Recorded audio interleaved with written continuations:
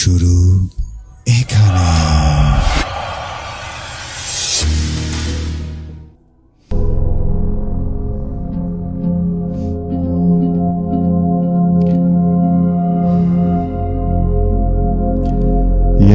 ভয়ের শুরু এখানে। কাছে দূরে যে যেখান থেকে শুনছেন এই মুহূর্তে রেডিও সারাবেলা ৯৮.৮ FM, সকলকে স্বাগত জানাচ্ছি পুরো একটি সপ্তাহ পর। এবং শুরুতেই আপনাদেরকে জানিয়ে দিতে চাই যে দেখতে দেখতে ভূতবেলার অনেক বছর হয়ে গেল এবং ২০২৫ সেদিনই শুরু হলো এবং আজকে ২০২৫-এর শেষ এপিসোড। আপনাদেরকে যেহেতু কথা দিয়েছিলাম যে ২০২৫-এর শেষ এপিসোডটা স্পেশাল কিছু একটা আপনাদের জন্য তৈরি করব, তো আজকে সেই প্রত্যয় নিয়ে আমার হাতে চমৎকার চমৎকার কিছু মেইল দিয়ে আজকে অনুষ্ঠানটি সাজিয়েছি, যেখানে আপনাদের পছন্দের কিছু ঘটনা প্রেরক যারা আছেন, যেমন বরকত ভাই, আরিফুল ইসলাম ভাই, তানভীর প্রধান সহ অসংখ্য স্পেশাল যারা আমাদেরকে ঘটনা পাঠান ইমেলগুলো, সেই মেইলগুলো দিয়ে আজকের অনুষ্ঠানটি সাজিয়েছি। এবং এর পাশাপাশি একজন স্পেশাল মানুষ আছেন, তার কাছে আমরা চমৎকার কিছু ঘটনা শুনবো। তো দেখতে দেখতে আমাদের এই বছরটি চলে গেল। দেখা গেল যে আর কয়েকদিন পরেই ২ থেকে ৩ দিন পরে আমরা দেখা যাবে ২০২৬-এ পদার্পণ করব। ২০২৬-এ আমরা কিভাবে আরও ভূতবেলাটাকে জাঁকজমক করতে পারি, আপনাদের মতামতগুলো কিন্তু আমাদেরকে জানিয়ে দিতে পারেন। এবং সকলকে বিজয়ের শুভেচ্ছা, বিজয়ের মাস, সেই প্রত্যয় নিয়ে আমরা আবারও নতুন একটি বছরে পা রাখবো। যেহেতু এর আগে আর সুযোগ পাচ্ছি না এই এপিসোডের পরে যে আপনাদেরকে জানাবো এই সম্পর্কে কিছু, তো যাই হোক খুব বেশি কথা বাড়াতে চাই না, এর আগের নিয়মগুলোতেই ফিরে যাই যে কীভাবে আপনারা আমাদেরকে শুনতে পাচ্ছেন। আমাদের ফ্রিকোয়েন্সি ৯৮.৮ FM এর পাশাপাশি আমাদেরকে শুনতে পাচ্ছেন আমাদের সারাবেলার যে পেজটি রয়েছে, সেই পেজে আমরা লাইভ করছি এই মুহূর্তে। আপনারা লাইভে যুক্ত হতে পারেন। এর পাশাপাশি আমাদের ওয়েবসাইট www.radiosarabeলা.fm থেকে আপনারা আমাদেরকে শুনতে পাচ্ছেন। আর আরেকটি বিষয় হচ্ছে, আপনি যদি আমাদের স্টুডিওতে এসে সরাসরি আপনার সাথে ঘটে যাওয়া অথবা আপনার জানা সবচেয়ে ভয়ঙ্কর ঘটনাগুলো শেয়ার করতে চান, সেক্ষেত্রে আমাদেরকে ফোন করতে পারেন একটি নাম্বারে। আমাদের ফোন নম্বরটি হচ্ছে 01713484465। আর আরেকটি বিষয় হচ্ছে, আপনি যদি চান আপনার ঘটনা আমি পড়ে শোনাই, তো সেক্ষেত্রে আমাদেরকে আপনারা মেইল করতে পারেন। আমাদের মেইল অ্যাড্রেসটি হচ্ছে bhoot.sarabeলা@gmail.com। তো এই মুহূর্তে আমি আসলে আর কথা বাড়াতে চাই না, আমি চলে যেতে চাই আমার হাতে থাকা প্রথম মেইলটিতে, যেটি আসলে আমি দীর্ঘদিন যাবৎ অপেক্ষা করেছিলাম। ভূতবেলার লিসেনার আপনারাও অপেক্ষা করেছিলেন যে আমাদের পছন্দের আরিফুল ইসলাম ভাই, যিনি চমৎকার চমৎকার কিছু ঘটনা আমাদেরকে পাঠিয়েছিলেন, যেগুলো এখন আপনাদের মনে দাগ কেটে আছে, তার পাঠানো একটি চমৎকার ঘটনা নিয়ে হাজির হয়েছি। আমি আপনাদেরকে জানিয়ে রাখতে চাই, আমাদের সংগ্রহে আজকে অনেকগুলো ঘটনা রয়েছে। এই মেইলগুলোর মধ্যে প্রথম যে মেইলটি, সেটি কালো জাদু কেন্দ্রিক, এবং কালো জাদুর আজকে 2টি ঘটনা রয়েছে আমাদের কাছে, যেটি একটি পাঠিয়েছেন তানভীর প্রধান এবং আরিফুল ভাই আরেকটি পাঠিয়েছেন, যেটি এখনই আপনাদেরকে আরিফুল ভাইয়ের ঘটনাটি আসলে মাছ ধরা কেন্দ্রিক আপনাদেরকে জানিয়ে দিতে চাই। এবং সেই সাথে আমাদের সকলের পছন্দের বরকত ভাইয়ের মেইল রয়েছে। তো আমি যাই হোক আর কথা বাড়াতে চাই না, চলে যেতে চাই আরিফুল ইসলাম ভাইয়ের পাঠানো সেই মেইলটিতে। উনি ঠিক যেভাবে লিখেছেন আমি ঠিক সেভাবেই আপনাদেরকে পড়ে শোনাচ্ছি।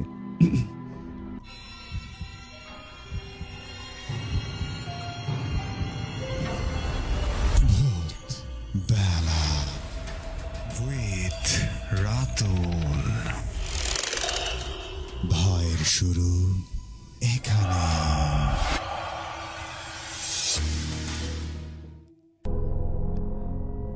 আসসালামু আলাইকুম রাতুল ভাই, আশা করি ভালো আছেন। গাইবান্ধার একমাত্র কমিউনিটি রেডিও সারাবেলা ৯৮.৮ FM এর ভূতবেলা অনুষ্ঠানের জন্য অনেকদিন পর আবারও ঘটনা লিখতে বসলাম। ২০২৫ সালের শেষ এপিসোড খুব স্পেশাল হবে এবং তাই আমার অনুরোধ রইল এই ঘটনাটি স্পেশাল এপিসোডে পড়ে শোনানোর জন্য। আশা করি এতদিন সবাই ভালো ছিলেন এবং এখনও ভালো আছেন। আমি আরিফুল ইসলাম, জন্ম জেলা এবং আমার ছোট থেকে বড় হওয়া বগুড়ার গাবতলী উপজেলায়। বর্তমানে কর্মের কারণে অবস্থান করছি গোপালগঞ্জ জেলায়। ভূতবেলার অনেক শ্রোতাই আমার ঘটনা মিস করতেন, তাই মাঝে মাঝে আমি যখন শুনতাম অনুষ্ঠান, তাদের কমেন্টগুলো দেখেই বুঝতে পারতাম আমিও ভূতবেলাকে মিস করতাম, কিন্তু সময়ের সুযোগ হয়ে উঠত না, যার ফলে আমার লেখাটাও আপনারা খুব বেশি পেতেন না। অবশেষে সময় করে এলো বছরের শেষ স্পেশাল এপিসোড, তাই ঘটনা লিখতে বসলাম। আজকে যে ঘটনাটি বলবো সেটি আমাদের সহকর্মী নাজমুল ভাইয়ের কাছ থেকে সংগ্রহ করা। নাজমুল ভাইয়ের বাসা নড়াইল জেলার কালিয়া উপজেলায়। ঘটনাটি ঘটে তারই দুঃসম্পর্কের এক আত্মীয়ের সাথে। তাই কথা না বাড়িয়ে চলে যাচ্ছি মূল ঘটনায়। ঘটনাটা যার সাথে ঘটেছে তার নাম সাজু। পেশায় ছিলেন একজন দরিদ্র রাজমিস্ত্রি। 2013 সালের ঘটনা। সে সময়ে তাদের এলাকায় একটা নিজস্ব সেচ পাম্প ছিল। এটাকে সেচ পাম্প বলা হয়, যা তারা জমিতে পানি সেচ দেওয়া হয়। গ্রীষ্মকাল ছিল। সাধারণত এই সময়ে জমিতে প্রচুর পানি সেচ দেওয়া লাগে। বলা চলে প্রায় প্রতিদিনই সেচ দিতে হয়। সেচের কাজটা সাজু ভাইয়ের বাবাই করে দিতেন। একদিন রাতে সাজুর বাবা সাজুকে ডেকে বললেন, বাবা, আজকে আমার শরীরটা একটু ভালো না, তুই একটু সেচে যেতে পারবি? বাবার কথা শুনে সাজু আর ফেলতে পারলেন না, চলে গেলেন সেই সেচ পাম্পে। তাদের সেচ এরিয়ার ছিল শেষ প্রান্তে, অর্থাৎ বিল ঘেঁষা। বিলের নাম আন্ধার কোঠার বিল। সাজু সেচ পাম্প চালু করে দিয়ে ড্রেনটা ক্লিয়ার করতে চলে গেলেন। যেতে যেতে তাদের এরিয়ার শেষ প্রান্তে চলে গেছে। ঘড়িতে তখন সময় আনুমানিক রাত 11টা হবে। হাতে ছিল টর্চ লাইট এবং কোদাল। হাঁটতে হাঁটতে পায়ের একটু সামনে কিছু একটার উপস্থিতি বুঝতে পারলেন সাজু। টর্চ লাইটটা একটু সামনে ধরতেই বুঝতে পারলেন মোটামুটি বড় একটা শোল মাছ সামনের দিকে এগিয়ে যাচ্ছে। সাথে সাজু পিছিয়ে পিছিয়ে যাচ্ছে মাছটার। একটা সময় মনে হলো যে মাছটাকে শিকার করে। কিছুদূর গিয়ে মাছটা নিজে নিজেই থেমে গেল। সাজু এবার মনে মনে সিদ্ধান্ত নিল হাতে থাকা কোদাল দিয়ে সেই মাছটাকে শিকার করবে। যেইভাবে সেই কাজ, হাতে থাকা কোদাল দিয়ে মাথা বরাবর একটা কোপ দিলেন এবং সঙ্গে সঙ্গে মাথার থেকে তার দেহটি আলাদা হয়ে গেল। কিন্তু এবার যা হলো তা অবিশ্বাস্য এবং ভয়ানক কিছু একটা। কোপ দেওয়ার ফলে মাছের দেহটা মাথা থেকে একদম আলাদা হয়ে যাওয়ার মতো অবস্থা। সাথে সাথে কাটা মাথাটা থেকে গর্জন আসতে শুরু করলো। ভয়ানক, আত্মা শুকিয়ে যাওয়ার মতো গর্জন। সাজু বুঝতে পারলেন এটা স্বাভাবিক কোনো ঘটনা না, এটা কোনো স্বাভাবিক মাছ নয়। বিষয়টা বুঝতে পেরে তার আত্মা কেঁপে ওঠার মতো অবস্থা। সাজু সেই সাথে ভয়ানক গর্জন শুনে তার ভয়ের মাত্রা আরও বেড়ে গেল। অন্তরে ভয় নিয়ে সূরা এবং দোয়া যা পারতেন সেসব পড়তে শুরু করলেন এবং এক দৌড়ে সেখান থেকে পাম্প ঘরে গিয়ে পৌঁছানোর পর সে বুঝতে পারলেন তার সাথে খারাপ কিছু একটা ঘটতে চলেছে। বাড়িতে যাবে যে সে সাহসটা আমার রইল না তার ভেতর। সে সে সময় মোবাইলের কোনো প্রচলন ছিল না। তাই সে সিদ্ধান্ত নিল আজকের রাতটা পাম্প ঘরেই থেকে যাবে। আয়াতুল কুরসি একটা আমলের কথা জানতেন সাজু। মনে কিছুটা সাহস নিয়ে আয়াতুল কুরসি পাঠ করে ঘরের 4 কোণায় ফু দিলেন। এভাবে পুনরায় পাঠ করে দরজা এবং মশারির 4 কোণায় ফু দিয়ে শুয়ে পড়লেন। শুয়ে শুয়ে ভাবতে লাগলেন কি ঘটল তার সাথে। শোল মাছটা নিশ্চয়ই এটা কোনো মাছ হবে না, কোনো জিন হবে হয়তোবা মাছরূপী জিনটা তার প্রচণ্ড আঘাত পেয়েছে বা মারা গেছে। এগুলো ভাবতে ভাবতে মনের মধ্যে ভয় নিয়ে ঘুমানোর চেষ্টা করতে থাকে সাজু। বেশিক্ষণ হয়নি সে ঘুমিয়েছে। হঠাৎ করে তার ঘুম ভাঙে একটা ভয়ঙ্কর গর্জনের শব্দ শুনে। এবারের গর্জন যেন রাগ আর ক্রোধ মিশ্রিত। এমন গর্জন সে জীবনে আর কোনো দিন শোনেনি। গর্জনটা শুধু ঘরের চারপাশে ঘটছে। পাম্প ঘরটা বিশাল বড় মাঠের মাঝে, গ্রামের ভাষায় যাকে বলে একটা পাথার। চারপাশে ধান ক্ষেতের মাঝে তার পাম্প ঘরটি। এরকম নির্জন ঘরে শুয়ে একা একা সাজু ঘুমিয়ে আছে সেই ঘরের মধ্যে, আর চারদিকে সেই গর্জনটা ঘটছে। কিন্তু অদৃশ্যের কিছু একটা বাধা পেয়ে ঘরের ভেতর প্রবেশ করতে পারছে না সেই আওয়াজটি। সাজু বুঝতে পারলেন হয়তো আয়াতুল কুরসির কারণে ঘরের ভেতর প্রবেশ করতে পারছে না সেই অশরীরীটি। ভয়ে আত্মা শুকিয়ে আসছে সাজুর। সশব্দে আয়াতুল কুরসি পাঠ করতে থাকে সাজু। এভাবে সময় যেতে থাকে। মনে হয় এই বুঝি অশরীরীটি ঘরে প্রবেশ করবে এবং প্রতিটা মুহূর্তে সে মৃত্যুর প্রহর গুনতে থাকে। এভাবে সময় যেতে থাকে। একটু একটু করে এক সময় দূর থেকে ভেসে আসে শ্রেষ্ঠ ধ্বনি ফজরের আজানের শব্দ। ধীরে ধীরে চারিদিকে মসজিদ থেকে ফজরের আজান ভেসে আসতে শুরু করে এবং একটু পরেই সেই অশরীরীটির গর্জন দুর্বল হতে থাকে। তারপর আর শোনা যায় না সেই অশরীরীর গর্জন। এবার মনে হয় সাজু প্রাণ ফিরে পেল। সূর্য ওঠা পর্যন্ত সে অপেক্ষা করতে থাকে সেখানেই, এবং সূর্য ওঠার পর ভয়ে ভয়ে বাইরে বেরিয়ে আসে। তারপর পাম ঘরের চারপাশে ঘুরে দেখে কোথাও কেউ নেই। এই যাত্রায় বেঁচে গেল সাজু। বাড়ি ফিরে যাওয়ার পর এই ঘটনাগুলো সবাইকে খুলে বলেন। সাজুর বাবা সকল ঘটনা শুনে এলাকার কবিরাজের কাছে যান এবং পানি পড়া এবং ফু নিয়ে আসেন। প্রিয় শ্রোতা বন্ধুরা, কি ভাবছেন ঘটনা এখানেই শেষ? না, ঘটনা আরও বাকি আছে। পরদিন রাতের ঘটনা। আজকে নিজের ঘরে শুয়ে আছে সাজু। ঘুম ভেঙে আবারও সেই গর্জনের শব্দে। ঘুম ভেঙে যা দেখতে পায় সাজু, তা আর এই শব্দ শুনে তার যেন আত্মা বেরিয়ে যাবার উপক্রম। সাজু দেখে তার অন্ধকার রুমের মধ্যে সেই মেঝেতে যেন লাশের খাটিয়া একটা রয়েছে। সেই লাশের খাটিয়ায় সাদা কাফন পরা যে লাশটি, সেটা তার নিজের লাশ। অদ্ভুতভাবে রুমটা অন্ধকার হলে স্পষ্টভাবে বোঝা যাচ্ছে খাটিয়ায় তার নিজের লাশটি। দৃশ্যটা দেখে এত পরিমাণ ভয় পেয়েছে সে, যেন তার অজ্ঞান হয়ে যাবার মতো অবস্থা।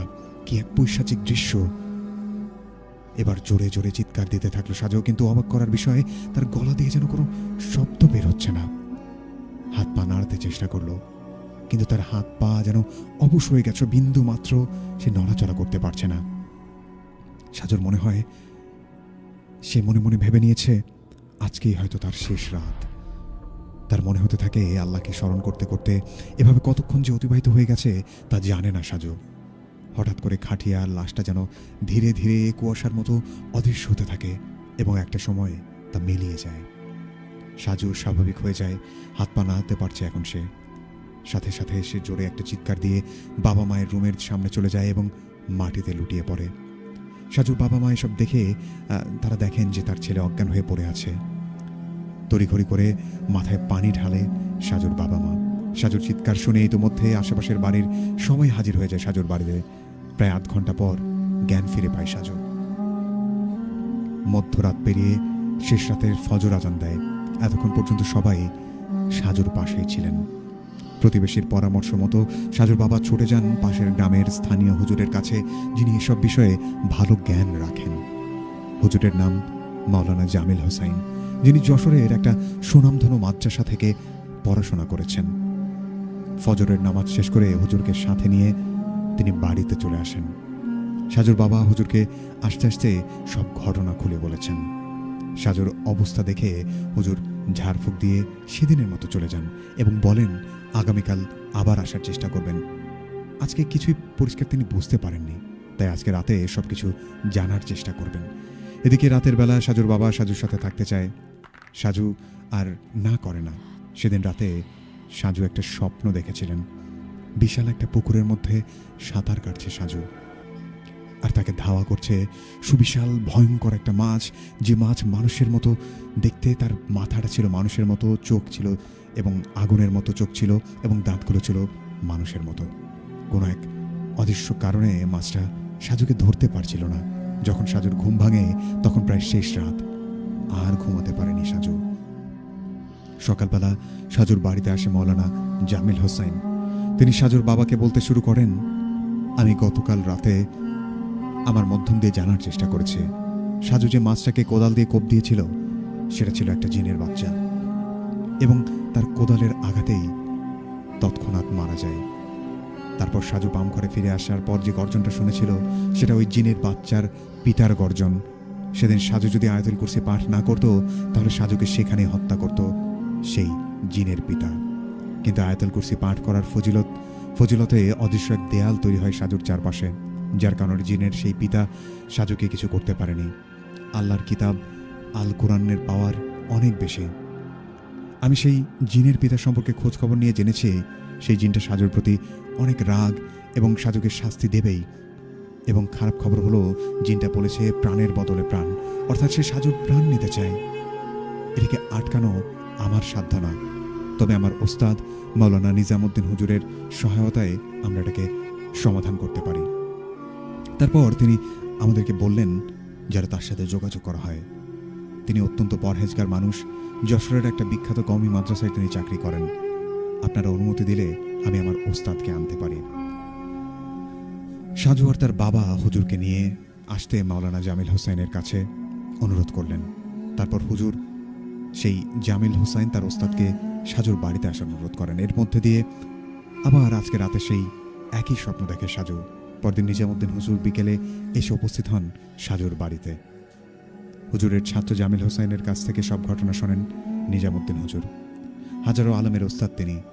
তার হাতে কয়েকশো ছাত্র শিক্ষা গ্রহণ করে আলেম হয়েছেন। নিজামুদ্দিন হুজুরের সাথে সবসময় একটা পরহেজগার জিন থাকে। সেই পরহেজগার জিনটা হুজুরের বন্ধু ছিলেন। জিনটার নাম মহিবুল্লাহ। মহিবুল্লাহ জিনের সাথে নিজামুদ্দিন হুজুরের কিভাবে বন্ধুত্ব হয় সেটা অন্য কোনো এক এপিসোডে শেয়ার করব। হুজুরের ছাত্র জামিল হোসেনের কাছে সব ঘটনা শোনার পর নিজামুদ্দিন হুজুর সিদ্ধান্ত নেন আজকে রাতেই মহিবুল্লাহ জিনের মাধ্যমে তিনি এটা সমাধান করার চেষ্টা করবেন। মহিবুল্লাহ জিনের অস্বস্তি লাগা শুরু হয়েছে। হুজুরের কানে কানে সেটা ইতিমধ্যে জানিয়ে দিয়েছে মহিবুল্লাহ সেই জিনটি। সাথে সাথে এটাও জানিয়ে দিয়েছে যে জিনের পিতা সাজুর আশেপাশে ঘোরাঘুরি করছে এবং তাই তাকে হাজির করতে খুব বেশি পরিশ্রম করতে হবে না। যথারীতি মাওলানা জামিল হোসেন মসজিদের সবাই ঈশার নামাজ আদায় করেন। তারপর হুজুর মসজিদের বারান্দায় এসে সাজুকে সামনে বসতে বললেন। হুজুরের সামনে 2টা বোতলে রাখা পবিত্র জমজম কোপের পানি। সাজুর সামনে বসলে হুজুর আরবিতে বিভিন্ন আয়াত তিলাওয়াত করতে থাকেন। তারপর সেই একটা বোতলের জমজমের পানিতে ফু দিয়ে দেন এবং সাজুর গায়ের চারপাশে ছিটিয়ে দেন। এটার মাধ্যমে সাজুর শরীর সম্পূর্ণ বন্ধ করে দেন হুজুর, যাতে করে সেই জিনের পিতা সেই সাজুর কোনো ক্ষতি করতে না পারে। এ সময় মহিবুল্লাহ হুজুরের কানে কানে বলে, নিজাম, তুমি জিনের পিতার সাথে কোমল সুরে কথা বলিও। এমনিতে তার পুত্র হারিয়েছে, তার উপর যদি কঠোর ভাষায় কথা বলো তাহলে এতে বিপরীত হতে পারে। আমি এখন আসি, এখানে আমার থাকাটা ঠিক হবে না। এই কথা বলে মহিবুল্লাহ জিন অর্থাৎ সেই নিজাম হুজুরের যে পালিত জিনটি ছিল সেটি চলে যান। এরপর মাওলানা জামিল হোসেনের উপরে সেই জিন ভর করার সিদ্ধান্ত নেন হুজুর। তাই তাকে হুজুরের সামনে বসতে বলেন। তারপর হুজুর জিনের পিতা অর্থাৎ মাওলানা জামিল হোসেনের উপরে সেই জিনের পিতাকে হাজির করেন। হুজুর তাকে জিজ্ঞাসা করেন, কে আপনি? এবার জামিল হোসেনের কণ্ঠে থেকে ভয়ানক রাগের একটা রাগান্বিত কণ্ঠ মিশ্রিত কণ্ঠ নিয়ে সে জবাব দেয় সেই জিনের পিতাটি, আমি বেহরাম জিন। আপনি তো সব জানেন, তারপর কেন এই হত্যাকারীর পক্ষ নিয়ে কথা বলতে এসেছেন? আমার হাত থেকে আমার সন্তানের হত্যাকারীকে বাঁচাতে পারবেন না আপনি। আপনার সম্মানার্থে আমি আপনাকে চলে যেতে বলছি। আপনি চলে যান, তাছাড়া ভালো কিছু হবে না। এরপর হুজুর শান্ত গলায় বললেন, দেখুন, আমি আপনার মনের অবস্থা বুঝতে পারছি, কিন্তু আল্লাহ তাআলা আপনাদের জন্য আলাদা বসবাসের ব্যবস্থা করে যে অদৃশ্য দেয়াল তৈরি করে দিয়েছেন, যেন কেউ কারো সীমানা অতিক্রম করতে না পারে। মানুষ জাতি কখনো আপনাদের দেশে যায় না, কিন্তু আপনারা কেন মানুষের বসবাসের স্থানে চলে আসেন? বেহরাম জিনটা জামিল হোসেনের কণ্ঠে আবারও জবাব দেয়, আমরা কখনোই আপনাদের দেশে আসি না। আপনাদের বিরক্ত করা বা ভয় দেখাই না। অন্তত এতটুকু নিশ্চিত যে আমি বা আমার গোত্রের কোনো অবুঝ জিন ছাড়া কেউ আপনাদের বিরক্ত করি না। কিন্তু আমি এবং আমার গোত্রের সবাই মুসলমান এবং সবাই আল্লাহর আনুগত্য মেনে চলি। কিন্তু আমার অবুঝ বাচ্চাটা খেলা করতে এসেছিল, কিন্তু এই পাপী বান্দা আমার ছেলেটাকে হত্যা করেছে। হুজুর আবার বলেন, সে আসলে বুঝতে পারেনি ওটা আপনার শিশু। ও যদি বুঝতো তাহলে কখনোই তাকে আঘাত করতো না। বেহরামজিন বলে, কিন্তু তার অদূরদর্শিতার জন্য যে আমার শিশুটির প্রাণ গেল, তার অদূরদর্শিতার ফলে আমার শিশু কেন মারা গেল? এই কথা জিজ্ঞাসা করেন সেই হুজুরকে।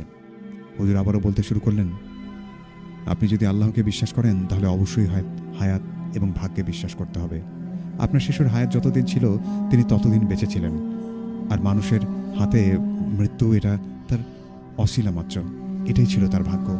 সাজুর পক্ষ থেকে আমি আপনার কাছে ক্ষমা প্রার্থী, আপনি তাকে ক্ষমা করে দিন।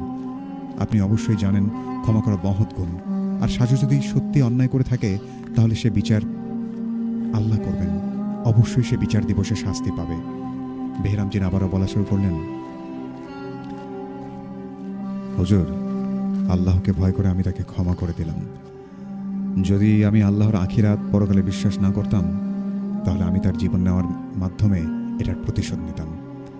কিন্তু আমার মনের ভেতর প্রশান্তি নেই এখনো। হুজুর তখন বললেন, আল্লাহ আপনাকে কল্যাণ দান করুক। নিশ্চয়ই আল্লাহ ভীরুতা আপনার পরকালে মুক্তির ওসিলা হবে। এবং আপনি বলুন কি করলে আপনার মন প্রশান্ত হবে, আমরা তাই করার চেষ্টা করব।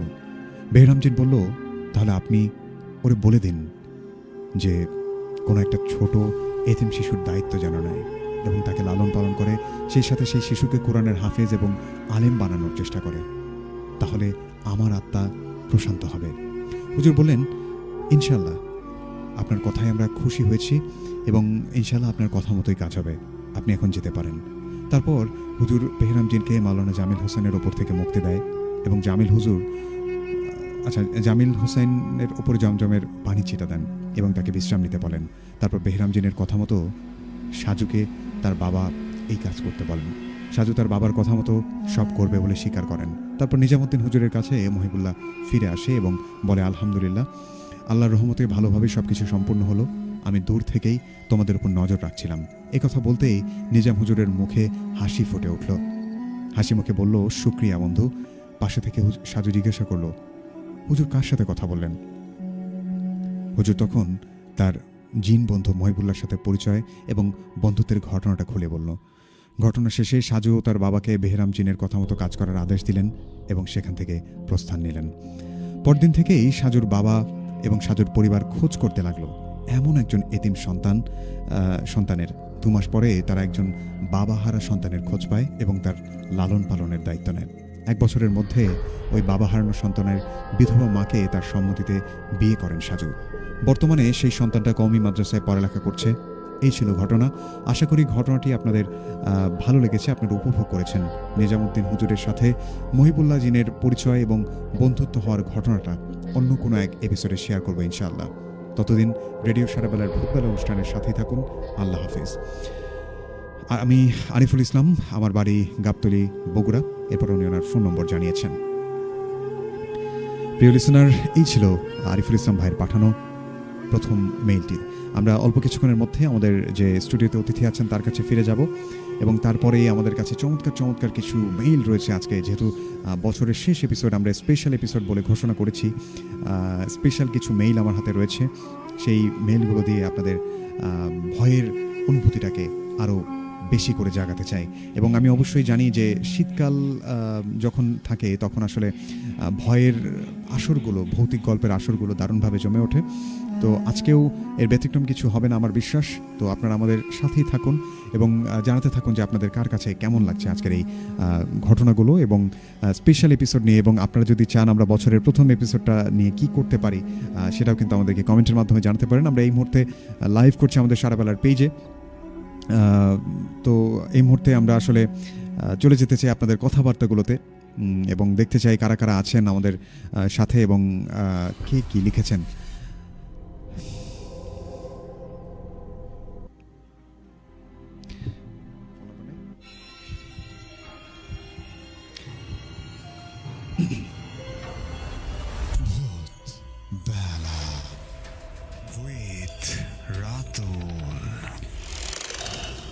ভয়ের শুরু এখানে।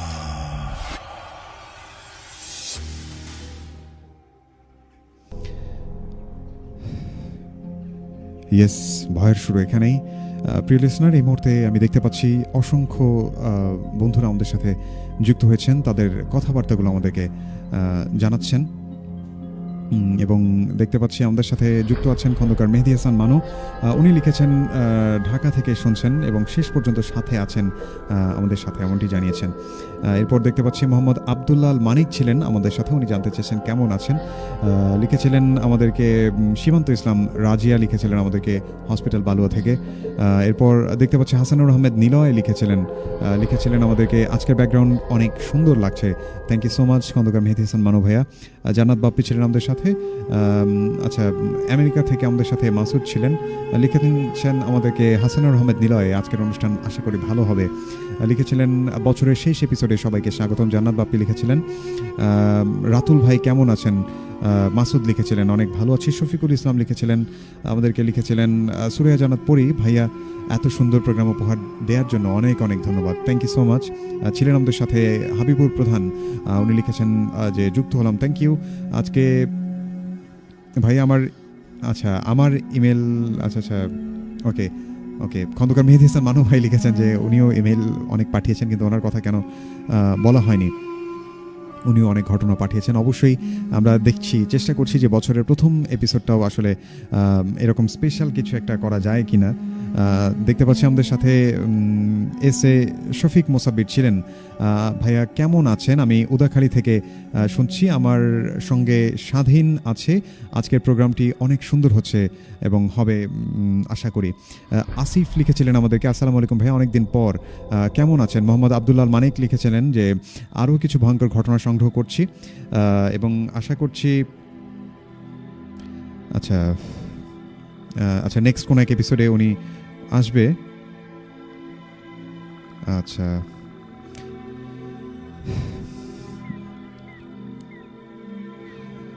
দেখতে পাচ্ছি আমাদের সাথে জিম আহমেদ ছিলেন। আবারও যুক্ত হয়ে গেলাম রাতুল ভাই কুড়িগ্রাম থেকে।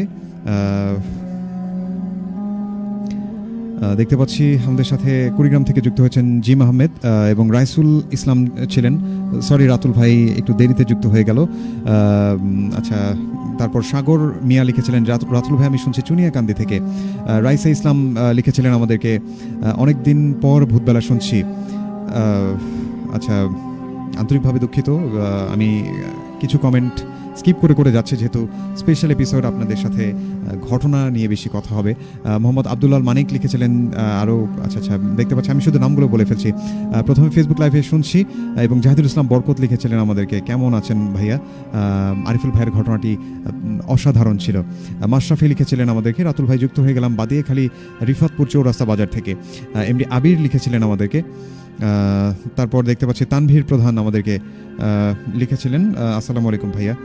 রাইসুল ইসলাম রনক লিখেছিলেন যে আমার বড় ভাই শুনছি এবং নির্জন এলাকা বলতে গেলে বাঁশ ছাড়ে বসে। তারপর দেখতে পাচ্ছি সাগর মিয়া লিখেছিলেন যে রাতুল ভাইয়া আমি এবং আমার ভাই ভাবি মিলে শুনছি। আচ্ছা, যাই হোক, আমি আসলে কি বলবো, আমি আসলে এই মুহূর্তে সেকেন্ড মেইলটিতে চলে যেতে চাচ্ছি। দেখতে চাই আর কে কে আছেন আমাদের সাথে।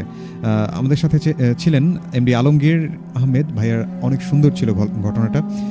তেহরিনা ছিলেন আমাদের সাথে, রাহি ছিলেন আমাদের সাথে, আদিল ছিলেন আমাদের সাথে, এইচ এম রেদওয়ান, রিপন ইসলাম আপন ছিলেন গাইবান্ধা রামচন্দ্রপুর সাউথ খালি মহিলা মাদ্রাসার সাথে। আমাদের সাথে ছিলেন আসিফ আহমেদ রাতিন, জিম আহমেদ ছিলেন ভূতবেলা সপ্তাহে 3 দিন চাই। আচ্ছা আচ্ছা, প্রিন্স সবুজ আহমেদ ছিলেন যে ভয় লাগছে না ভাইয়া। ওকে, হালকা শীতে কুয়াশাচ্ছন্ন রাতে, আচ্ছা আচ্ছা, ঠিক মতো কিছু দেখা যাচ্ছে না কিন্তু ভয় লাগছে। আবদুল্লাহ আল মানিক ভাই আমাদেরকে লিখেছেন। আসিফ আহমেদ রাতিন ছিলেন দি ব্যান্ডিট। হ্যাঁ রাতিন, কি অবস্থা? খন্দকার মেহেদী হাসান মানু ছিলেন, সেই সাথে আজমিন ইসলাম যে ভাইয়া পুরো বাসায় একা আছি, ভূতের গল্প শুনবো কিনা ভাবছি। আচ্ছা আচ্ছা, ওকে ফাইন। তো এই মুহূর্তে আমি আসলে দেখতে পাচ্ছি আমার হাতে যে মেইলটি রয়েছে সেটি আসলে কার পাঠানো? জাহিদুল ইসলাম বরকত ভাইয়ের পাঠানো। সেই মেইলটিতে চলে যেতে চাই। আমরা দীর্ঘদিন পর আমরা একসাথে দুজনকে পেয়েছি, আরিফুল ইসলাম ভাই এবং বরকত ভাইয়ের মেইল। এবং এর পাশাপাশি আমাদের চমৎকার চমৎকার কিছু ঘটনা পাঠিয়েছেন তানভীর প্রধান এবং আরিফ আল নাহিদ, এবং সেই সাথে রফিয়াদ আহমেদ রাদের ঘটনা রয়েছে, এবং সেই সাথে আমাদের স্টুডিওতে একজন অতিথি আছেন, তার কাছেও চমৎকার একটি আমরা ঘটনা শুনবো। তো যাই হোক, আর কথা বাড়াতে চাই না। আপনারা কারা কারা লিখছেন লিখতেই থাকুন এবং এই প্রোগ্রামটি বেশি বেশি শেয়ার করুন যাতে করে খুব বেশি মানুষের কাছে আমরা পৌঁছে পারি। তো এই মুহূর্তে আমি চলে যেতে চাই আমার হাতে যে মেইলটি রয়েছে বরকত ভাইয়ের পাঠানো। উনি ঠিক যেভাবে লিখেছেন আমি ঠিক সেভাবেই আপনাদেরকে পড়ে শোনানোর চেষ্টা করছি।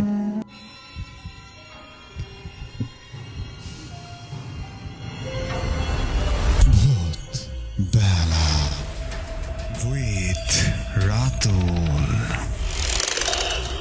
ভয়ের শুরু এখানে।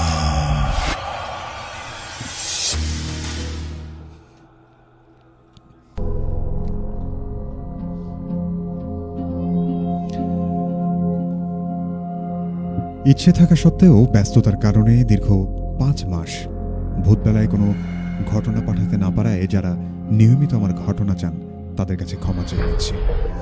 রাতুল ভাই ও শাহাদুল ভাই, সেই সাথে ভূতবেলার সকল লিসেনার, সকলকেই ইতালির কনকনে শীতের শুভেচ্ছা ও সালাম। আসসালামু আলাইকুম। আমি জাহিদুল ইসলাম বরকত। আমার বাড়ি শরীয়তপুর জেলার নড়িয়া থানার ঘড়িসার থিরোপাড়া গ্রামে। আমি একজন ইতালি প্রবাসী, তাই চাই বরাবরের মতো আমার ঘটনাটি আজকেও আপনি পড়ে শোনান। আজকের ঘটনাটি আমার এক রুমমেটের কাছ থেকে সংগ্রহ করা। ঘটনাটি আমার রুমমেটের মামাতো ভাইয়ের সাথে ঘটে যাওয়া। আমার মামাতো ভাইয়ের নাম ছিল তানভীর। তানভীর সাহেব একজন শিপ সরি, এই ঘটনাটি আসলে আমি গত কয়েক এপিসোড আগে আমি যেটি আপনাদেরকে পড়ে শুনিয়েছিলাম সেটি। রিসেন্টলি যে ঘটনাটি পাঠিয়েছেন সেটি আসলে এই মুহূর্তে আমার সামনে নেই। আমি তবে চেষ্টা করছি অন্য একটা মেইল, এবং তারপরে আমি যাওয়ার চেষ্টা করছি আমার, অর্থাৎ বরকত ভাইয়ের ঘটনাটিতে যাচ্ছি। আমাদের স্টুডিওতে অতিথি আছেন, তার ঘটনাটি শুনবো, তারপরে আমরা বরকত ভাইয়ের মেইলটিতে চলে যাব। তো এই মুহূর্তে আমি চলে যাচ্ছি অন্য একটি ঘটনাতে, যেটি আমাদেরকে পাঠিয়েছেন রফিয়াদ আহমেদ রাদ। উনি যেভাবে লিখেছেন আমি ঠিক সেভাবেই আপনাদেরকে পড়ে শোনাচ্ছি। ঘটনাটা 2012 সালের। লক্ষ্মীপুরে আমাদের পুরনো গ্রামের বাড়ি। বাড়ির পেছনে বিস্তৃত ধানক্ষেত, যেখানে রাতে ঝিঝি পোকারা এক নাগারে ডেকে চলত। আর ঠিক তার ডান দিকে ছিল একটা কালা বন, অর্থাৎ ছোট একটা ঝাউয়ের মতো। গাছপালা এত পুরনো আর জড়ানো ছিল যে দিনের বেলাতেও সেই বনটার ভেতরে অন্ধকার আর স্যাঁতস্যাঁতে লাগত। এই কালাবন নিয়ে বহুদিন ধরেই নানা ধরনের গল্পগুজব চলত। গ্রামের স্থানীয় বয়স্করা বলতেন ওখানে নাকি রাতে যাওয়া যায় না, কিছু একটা ফেলতে গেলেও সাবধানে ফেলতে হয়, এবং যেটা থাকে সেটা রেগে গিয়ে ফিরে আসে। সেবার ঢাকা থেকে আমার খালাতো বোন মিম বেড়াতে এসেছিল। মিম তখন সবেমাত্র কৈশোরে পা দিয়েছে, এবং তার হাতে ছিল সুন্দর একটা বিদেশি পুতুল, যেটা নিয়ে সে সবসময় খেলাধুলা করত। সাদা ফিনফিনে গায়ের রং, নীল পাথরের মতো চোখ, আর কাঁচ ছোঁয়া বাদামি চুল। চুলগুলো ছিল অদ্ভুত রকমের নরম, যেন সদ্য ধোয়া সিল্ক। মিম হাসি মুখে বলল, এটা খুব সুন্দর না? ঢাকা থেকে আসার সময় কিনে এনেছি। ভাবলাম নানাবাড়ির ড্রয়িং রুমে টেবিলের উপর রেখে দেব, এখানে তো তেমন সুন্দর কিছু নেই। মা পুতুলটা এনে ড্রয়িং রুমের কাচের টেবিলের পাশে সাজিয়ে রাখলেন। পুতুলটা স্থির নীল চোখ যেন বাড়ির প্রতিটা কোণ এবং প্রতিটা মানুষকে আলাদা আলাদা করে পর্যবেক্ষণ করছে। এই অনুভূতিটা আমার যেন শুরু থেকেই হচ্ছিল, এবং একটা ঠান্ডা দৃষ্টি, যা বলতে গেলে মোটামুটি অস্বস্তিকর। আচ্ছা, এরপর থেকে এর দুদিন পর আমরা সবাই একসাথে বসে নাস্তা করছি। এমন সময় আমার মা ডেকে বললেন, কিরে, পুতুলটা একটু দেখতো, এর চুলগুলো কি এরকম লম্বা ছিল? আমি ভ্রু কোচকে তাকালাম, এবং এই কথা শোনা মাত্র আমার বুকটা যেন ধক করে উঠল। পুতুলটার চুলগুলো সত্যি তো আগের চেয়ে বেশ লম্বা হয়েছে। কাঁধ থেকে নেমে এখন প্রায় বক্ষদেশ ছুঁই ছুঁই। একবার সামান্য নয়, স্পষ্টভাবেই বড়। আমার মনে হলো কেউ যেন রাতের মধ্যে পুতুলটির চুল নতুন করে গজে দিয়েছে। আমি কথা হারিয়ে ফেললাম। আমার মায়ের মুখেও অবিশ্বাস আর অদ্ভুত একটা ভয়ের ছাপ। মিম অবশ্য তখনও হাসাহাসি করছিল। আরে কিসের ভয়, হয়তো আলোতে এমন লাগছে, ছোটখাটো পুতুল চুল তো এমনিই হয়। কিন্তু সেদিন রাতে যখন আবারও তাকালাম, অদ্ভুত একটা বিষয় খেয়াল করলাম। সেই পুতুলের চুলগুলো আরো বড় হয়েছে, আগের দিনের চেয়েও প্রায় 3-4 ইঞ্চি লম্বা। এখন তো একেবারে বুকের কাছে পৌঁছে গেছে। চুলের রংটা সামান্য কালচে হয়ে এসেছে, মনে হচ্ছে তাতে যেন স্যাঁতস্যাঁতে একটা ভাব রয়েছে। ভয়ের গরম একটা ঘাম আমার পিঠ বেয়ে নেমে গেল। এটা কি নিছক ভ্রম, নাকি কোনো অস্বাভাবিকতা? এরপর যা হলো তার সাথে এই ভয়ের কোনো তুলনা বললেই নেই। পরের 3 দিন আমাদের বাড়িতে বাড়িটাকে কেউ যেন কালো জাদুর অভিশাপ দিল। একটা যেন শ্বাসরুদ্ধকর চাপা আতঙ্ক আমাদের গোটা বাড়িকে গ্রাস করলো। আমরা রাতে ফিসফিস করে কথা বলতাম, আর দিনের বেলাতেও পুতুলটার দিকে সরাসরি তাকানোর সাহস পেতাম না কেউ। প্রথম রাতে আমরা সবাই পুতুলটার দিকে তাকাতে ভয় পাচ্ছিলাম। রাতে আমি টর্চ জ্বালিয়ে লুকিয়ে রাখতাম। কোমর পর্যন্ত চুল নেমে গেছে আজকে। চুলের দৈর্ঘ্য এমনভাবে এবং এমন দ্রুত বাড়ছে যেন মনে হচ্ছিল আমরা বুঝি দ্রুত গতির কোনো ভিডিও দেখছি। আমার মনে হলো এটা আর কোনো পুতুল নেই, এটা কোনো জীবের অংশ। দ্বিতীয় রাতে আমার মা স্থির থাকতে পারলেন না। তিনি খুবই ধার্মিক মানুষ। তিনি পুতুলটা ধরলেন না, একটা পুরনো কাপড় দিয়ে জড়িয়ে আলমারিতে রেখে দিলেন। এরপর আলমারির কাঠের পাল্লায় শক্ত করে বন্ধ করে দিলেন এবং সেই দরজায় তালা লাগিয়ে দিলেন। মা একটা স্বস্তির নিঃশ্বাস ফেলে বললেন, যা যা খারাপ থাকুক আর ঘরে ফিরতে পারবে না। সকালে বাবা বাইরে থেকে ফিরেই চিৎকার করে উঠলেন। আমরা দৌড়ে ড্রয়িং রুমে গিয়ে যা দেখলাম তাতে আমাদের সকলের রক্তহীন হয়ে গেল। আলমারির দরজা খোলা, তালাটা নিচে পড়ে আছে, আর পুতুলটা আর ড্রয়িং রুমের টেবিলের আগের জায়গায় ঠিক প্রথম দিন যেখানে রাখা হয়েছিল সেখানে বসে আছে। তার বাদামি চুল এখন হাঁটু পর্যন্ত নেমে গেছে, ঘন কালো এবং তৈলাক্ত লাগছিল। কারা রেখেছে? আলমারির তালা ভাঙা ছিল না, শুধু খোলা ছিল। বাবার কণ্ঠ শুকিয়ে গেল। তোমরা কেউ বের করনি তো? নিন্তু কাঁদো কাঁদো হয়ে বলল, আমি তোর কাছে যাইও নি, ওটা ছিল তালাবন্দি, চাবিও আমার জানা ছিল না কোথায় আছে। আমি পুতুলটার নীলচে চোখে তাকানোর সাহস পেলাম না, তবে আমার মনে হচ্ছিল ওটা শান্তভাবে বসে মিটিমিটি হাসছে, যেন বলছে, তোমরা আমাকে বন্ধ করতে পারবে না। সেই মুহূর্তে সিদ্ধান্ত হলো আমরা এটা রাখবো না। এটা একটা অভিশাপ যা আমাদের ঘরের মধ্যে অশান্তি ডেকে আনছে। রাতে খাবারের পর সিদ্ধান্ত হলো এটা আমরা আর রাখবো না। বাড়ির পেছনেই সেই কুখ্যাত কালো বনেই ফেলে আসা হবে। গ্রামের মানুষ অনেকেই বলতো, যেটা খারাপ হয় ওখানে রেখে দিলে সেটা আর ফিরে আসে না। বনটা নাকি সেই খারাপ জিনিসটাকে আটকে রাখে। বাবা আর আমি সেই পুতুলটাকে পুরোনো একটা খবরের কাগজে মুড়িয়ে জঙ্গলে রাখতে গেলাম। রাতটা ছিল চাঁদহীন, আকাশে একটাও তারার দেখা নেই, শুধু কেবল জমজমাট কালো অন্ধকার। একেবারেই আলো নেই বললেই চলে, চারদিকে নিস্তব্ধ। কিন্তু পুতুলটার চুল নিজের মতো দুলছিল অদৃশ্য হাওয়ার বিপরীতে, যেন ভেতর থেকে অশুভ কোনো শক্তি সেগুলোকে নাচাচ্ছে। চাচা ফিসফিস করে বললেন, তাড়াতাড়ি ফেলে দে, দেরি করিস না। আমার শরীরটা কেমন যেন ভালো লাগছে না। ভয়ে ভয়ে আমার হাত কাঁপছিল। আমরা ওটা ঝোপের ভেতর ছুঁড়ে ফেলে দিলাম। এটা নিশ্চিত করতে চেয়েছিলাম যেন এটি সহজে খুঁজে না পাওয়া যায়। বাবা নিষেধ করলেন, পেছনে তাকাতে নেই, সোজা বাড়ির দিকে চল। তবে আমি শেষ মুহূর্তে হালকা একটা শব্দ শুনতে পেলাম।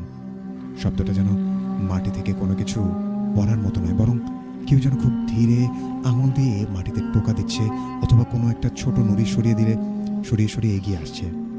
আমরা আর দাঁড়ালাম না, প্রায় ছুটে ছুটে আমরা বাড়ির দিকে আসতে থাকলাম। রাত তখন 2:43। এই সময়টা আমার জীবনের শেষ দিন পর্যন্ত মনে থাকবে। বাইরের আবহাওয়ার অদ্ভুত নীরব, যেন প্রকৃতিও শ্বাস চেপে রেখেছে এমন একটা ঘুমট পরিবেশ। হঠাৎ কেউ যেন আমাদের দরজায় ধারালো কিছু একটা দিয়ে আঁচড় কাটছে। প্রথমে মৃদু একটা শব্দ, তারপর জোরের সঙ্গে একটা শব্দ শুনতে পেলাম। শব্দটা শুনে মনে হচ্ছিল যেন কাঠ আতঙ্কে চিৎকার করছে। মা চিৎকার করে উঠে বললেন, ও বাবা গো, দরজার দিক থেকে কে যেন দৌড়ে আসছে। আমরা চিৎকার করতে থাকলাম, কে ওখানে? কিন্তু বাইরে থেকে কোনো জবাব এলো না। শব্দটা থামলো। আমরা দূর থেকে দেখলাম দরজার কাঠের ওপরে 3টা লম্বা গভীর খোঁচা, মানুষের নখের চেয়েও অন্তত 3 গুণ দীর্ঘ, কোনো বন্য পশুর নখের মতো। বাইরে থেকে আবারও শব্দ, টক টক টক, এবং শব্দটা এমন ছিল যেন কোনো ব্ল্যাকবোর্ডে যখন নষ্ট চক দিয়ে টানা হয় সেরকম একটা শব্দ। সবার কান যেন ফেটে যাচ্ছিল। খালি পায়ে হাঁটার মতো শব্দ, কিন্তু অস্বাভাবিক ধীর, ভারী এবং ভয়ঙ্কর। এ যেন হিসেব করে ফেলা প্রতিটি পদক্ষেপ। মিম আমার হাত আঁকড়ে ধরে ভয়ে ভয়ে তার শরীর কাঁপছে এবং বলছে, দাদা ভাই, এটা আবারও ফিরে এসেছে, সেই চুলওয়ালা পুতুলটা। দরজার নিচে ফাঁক দিয়ে শীতল বাতাস ঢুকছিল, বরফের মতো ঠান্ডা, যা ঘরের উষ্ণতাকে এক মুহূর্তেই নিশ্চিহ্ন করে দিচ্ছিল। আমি স্পষ্টভাবে দেখলাম সেই দরজার ফাঁকের নিচে কিছু একটা নড়ছে, একটা বাদামি ঘন গেছো, যেন লম্বা একটা সোজা চুলের স্রোত, যেটি দরজার নিচ দিয়ে ভেতরে আসার চেষ্টা করছে। এটা নিছক কোনো পুতুল নয়, এটা একটা অস্বাভাবিক শক্তি। ভয়ঙ্কর দৃশ্য দেখে মা ঘরের দিকে গেলেন এবং কোরআন শরীফ হাতে নিয়ে তিলাওয়াত করতে থাকলেন। আমার চাচা আমাদের সাথে ছিলেন, তিনি কাঁপতে কাঁপতে নিজেকে সামলে নিয়ে উঁচু গলায় আজান দিতে শুরু করলেন।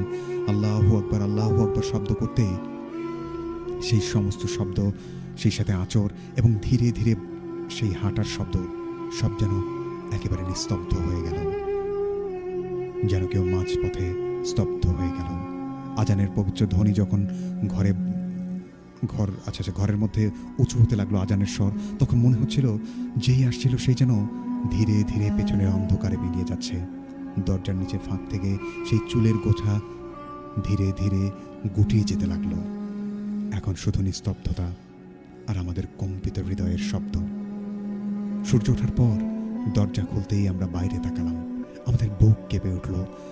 মাটিতে ছড়িয়ে থাকা শুকনো পাতা আর ধুলো, আর দরজার গায়ে গতকাল রাতের সেই 3টি ভয়ানক লম্বা আঁচড়, আর তার নিচেই বাদামি চুলের গোছা। মানুষের মতো নয়, কিন্তু পুতুলটার মতো লম্বা, ঘন, স্যাঁতস্যাঁতে, যেন মাটি থেকে সেটা রস টেনে নিয়ে উঠে গেছে। মা কাপড় দিয়ে সেই চুলগুলোকে তুলে মাটি চাপা দিয়ে দিলেন। তিনি প্রতিজ্ঞা করলেন আর কখনো এটা তুলবেন না। পুতুলটাকে আর কখনোই পাওয়া যায়নি, কেউ দেখেনি, কেউ শোনেনি সেই পুতুলের চিৎকার। কালো বনে সেটা কোথায় হারিয়ে গেল তা আমরা জানতেও চাইনি। কিন্তু সেই রাতের পর আমাদের বাড়িতে আর কোনো অস্বাভাবিক ঘটনা ঘটেনি। মিউ আজ পর্যন্ত আর কোনো পুতুল কেনেনি। আর আমি আজও যখন রাতের বেলা নীরবতায় বাতাস দুলতে দেখি, তখন আমার মনে হয় কোথাও যেন সেই কালো বনের কালো ঘন ঝোপের ভেতরে ওটা এখনো বসে আছে। তার লম্বা চুল হাওয়ায় খেলছে আর অপেক্ষা করছে কেউ আবার তাকে বাড়িতে নিয়ে যাক। রাতুল ভাই, এই ছিল ঘটনাটি 2012 সালের দিকে স্থানীয় কিছু সূত্রের মাধ্যমে শুনেছিলাম। তবে অনেকেই ঘটনাটি বিশ্বাস করে এবং অনেকেই বিশ্বাস করে না, কিন্তু ঘটনাটি কোনো না কোনো এক জায়গায় ঘটেছিল। এরপরে ওনার নাম লিখেছেন রফিয়াদ আহমেদ রাত। প্রিয় লিসেনার, এই ঘটনাটি আপনাদের কার কাছে কেমন লেগেছে আমাদেরকে কমেন্টের মাধ্যমে জানাতে পারেন।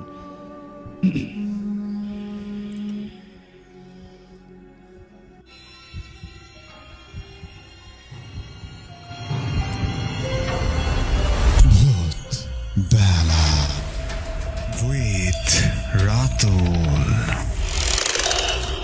ভয়ের শুরু এখানে। ইয়েস, ভয় শুরু এখানেই। আমরা খুব বেশি কথা বাড়াবো না। আমি দেখতে চাই কারা কারা আছেন। এমডি রাহি ছিলেন আমাদের সাথে, রোহান ইসলাম লিখেছেন লেট হয়ে গেল, এস এ শফিক মুসাবির ছিলেন আমাদের সাথে। ভাই, আপনার ভয়েসটা অনেক সুন্দর লাগছে আজকে, থ্যাংক ইউ। শেখ ফরিদ লিখেছেন ওই তুলসীঘাট থেকে শুনছেন, অনেক ভয় লাগছে। বিসমিল্লাহ টেইলার্স আমাদেরকে সালাম জানিয়েছিলেন, লিখেছিলেন আমাদেরকে এমডি রাব্বি, প্রথম ঘটনাটা অসাধারণ ছিল রাতুল ভাই, ধন্যবাদ। বছরের শেষ অনুষ্ঠানটা সেরা অনুষ্ঠান হবে মনে হয়। ছিলেন আমাদের সাথে আরিয়ান ইসলাম, কাউসার আহমেদ ছিলেন আমাদের সাথে, লিখেছিলেন আমাদেরকে সাদ্দাম হোসাইন, সালাম জানিয়েছিলেন, ওয়ালাইকুম সালাম, লিখেছিলেন আমাদেরকে 3 বন্ধু মিলে নদীর পাড়ে বসে শুনছেন, মোহাম্মদ মেহেদি হাসান, সৌরভ আহমেদ লিখেছেন ওনারা 3 ভাই মিলে শুনছেন, তানভীর প্রধান লিখেছিলেন আমাদেরকে সাদাফ আল মুতাসিম সামি, অনেক সুন্দর হচ্ছে অনুষ্ঠান, বছরের শেষ প্রোগ্রাম, সাথে আছি, চালিয়ে যাও। লিখেছিলেন আমাদেরকে সোয়াইব ইসলাম, দ্বিতীয় মেইলটাও ভালো ছিল, লিখেছিলেন যে বাহ, আগের থেকে অনেক ডেভেলপ হয়েছে সাউন্ড কোয়ালিটিগুলো, আর যে ভাইয়ের ভয়েস সেম, আচ্ছা আর যে রাসেল ভাইয়ের মতো। ধন্যবাদ। আমাদেরকে এই মন্তব্যটি করেছিলেন আহমেদ রনিক, লিখেছিলেন আমাদেরকে মোহাম্মদ মেহেদি হাসান, ছিলেন আমাদের সাথে মাহিনুর ইসলাম মারুফ, জান্নাতি একটা লিখেছিলেন আমাদেরকে আসিফ আহমেদ রাতিন, সালাম জানিয়েছিলেন আমাদেরকে রোহান ইসলাম, ওয়ালাইকুম সালাম। তো যাই হোক, যারা যারা যুক্ত ছিলেন আমাদের সাথে, আমি আসলে আর কথা বাড়তে চাই না। আমি জানিয়েছি আপনাদেরকে স্পেশাল কিছু মানুষদেরকে নিয়ে আমরা আজকের অনুষ্ঠানটি সাজিয়েছি এবং স্পেশাল কিছু মেইল রয়েছে। বছরের শেষ অনুষ্ঠান, আমাদের মাঝে উপস্থিত আছেন আমার প্রিয় পাপ্পু ভাই। ভাই, আসসালামু আলাইকুম। ওয়ালাইকুম আসসালাম। কেমন আছেন রাতুল ভাই? আছি আলহামদুলিল্লাহ, আপনি কেমন আছেন বলুন? আলহামদুলিল্লাহ, অনেক ভালো আছি। আচ্ছা, আমার এখনো মনে পড়ে আপনার সেই ঘটনাগুলো, সেই পঞ্চমন্ডির আসন, যেটি আপনি প্রথমবার যখন ভূতবেলায় এসেছিলেন 2023-এর শেষের দিকে সম্ভবত সেই সময়ে আপনি একটি ঘটনা শেয়ার করেছিলেন। তখন থেকে আপনার ভূতবেলায় প্রথম আসা, এবং সেই ঘটনাটি এখনও মনে আছে। সেই 5টা মাথা, যেটি অর্থাৎ সেই পঞ্চমন্ডির আসন নিয়ে একটি ঘটনা শেয়ার করেছিলেন। তো তখন থেকেই আপনাকে অনেকে মনে রেখেছেন এবং অনেকেই জানতে চেয়েছিলেন যে পাপ্পু ভাইকে আমরা ভূতবেলায় চাই। তো এই জন্য ভাইয়াকে আমরা স্পেশাল এপিসোডে আজকে আমন্ত্রণ জানিয়েছি। তো ভাই, আজকে স্পেশাল এপিসোডে আপনার কেমন লাগছে? অনেক ভালো লাগছে, কারণ ভূতবেলায় আবারও আমি ঘটনা শেয়ার করার সুযোগ পেয়েছি। জি, এই জন্য রাতুল ভাই এবং ভূতবেলা টিমকে অনেক ধন্যবাদ। আশা করছি যে আজকে যে ঘটনা বলবো বরাবরের মতোই আগে যেমন সবাই গ্রহণ করেছিল, ভালো লেগেছিল অনেক, এবং আজকের ঘটনাও এরকম ভয়ঙ্কর সুন্দর হতে চলেছে। অবশ্যই আমরা সেই প্রত্যাশায় আমরা পাপ্পু ভাইয়ের কাছ থেকে জানতে চাই যে কোন ঘটনাটি আজকে শেয়ার করবেন। আপনি শুরু করুন। আজকে আমি যে ঘটনাটা বলবো রাতুল ভাই, এটা হচ্ছে আমার পাশের বাড়ির একজনের ঘটনা। আর এটা ঘটেছিল আজ থেকে প্রায় 5-6 বছর আগে হবে। যদিও 5-6 বছর হচ্ছে বেশি পুরনো কোনো ঘটনা নয়। তো ঘটনাটা শুরু হয় আমার পাশের বাড়ির একজন বড় ভাই, ওনার নাম হচ্ছে নয়ন। ওকে। তো এই নয়ন ভাই এবং তার সাথে একটা গ্রুপ ছিল, যারা হচ্ছে দস্যিপনা করে, যারা বেড়ায়, যেরকম ছেলেরা থাকে উঠতি বয়সের। তো ওনারা হচ্ছে ওই সময় মানে খুব দস্যিপনা করে বেড়াতো। আচ্ছা। তো কারো গাছের ফল তাদেরকে না দিয়ে খেলে হয়তো বা দেখা যেত যে পরের দিন সকালে ওই ফলটা আর গাছে খুঁজে পাওয়া যেত না। এইরকম একটা দস্যিপনা ছিল ওনাদের মধ্যে। আচ্ছা। তো ওনারা যেহেতু এগুলোই সবসময় করে, তো ওনারা একটা প্ল্যান করলো যে রাত্রে, একটু গভীর রাত্রে, আমাদের পাশের বাড়ির একজনের একটা জঙ্গল আছে, ছোটখাটো জঙ্গল। আচ্ছা।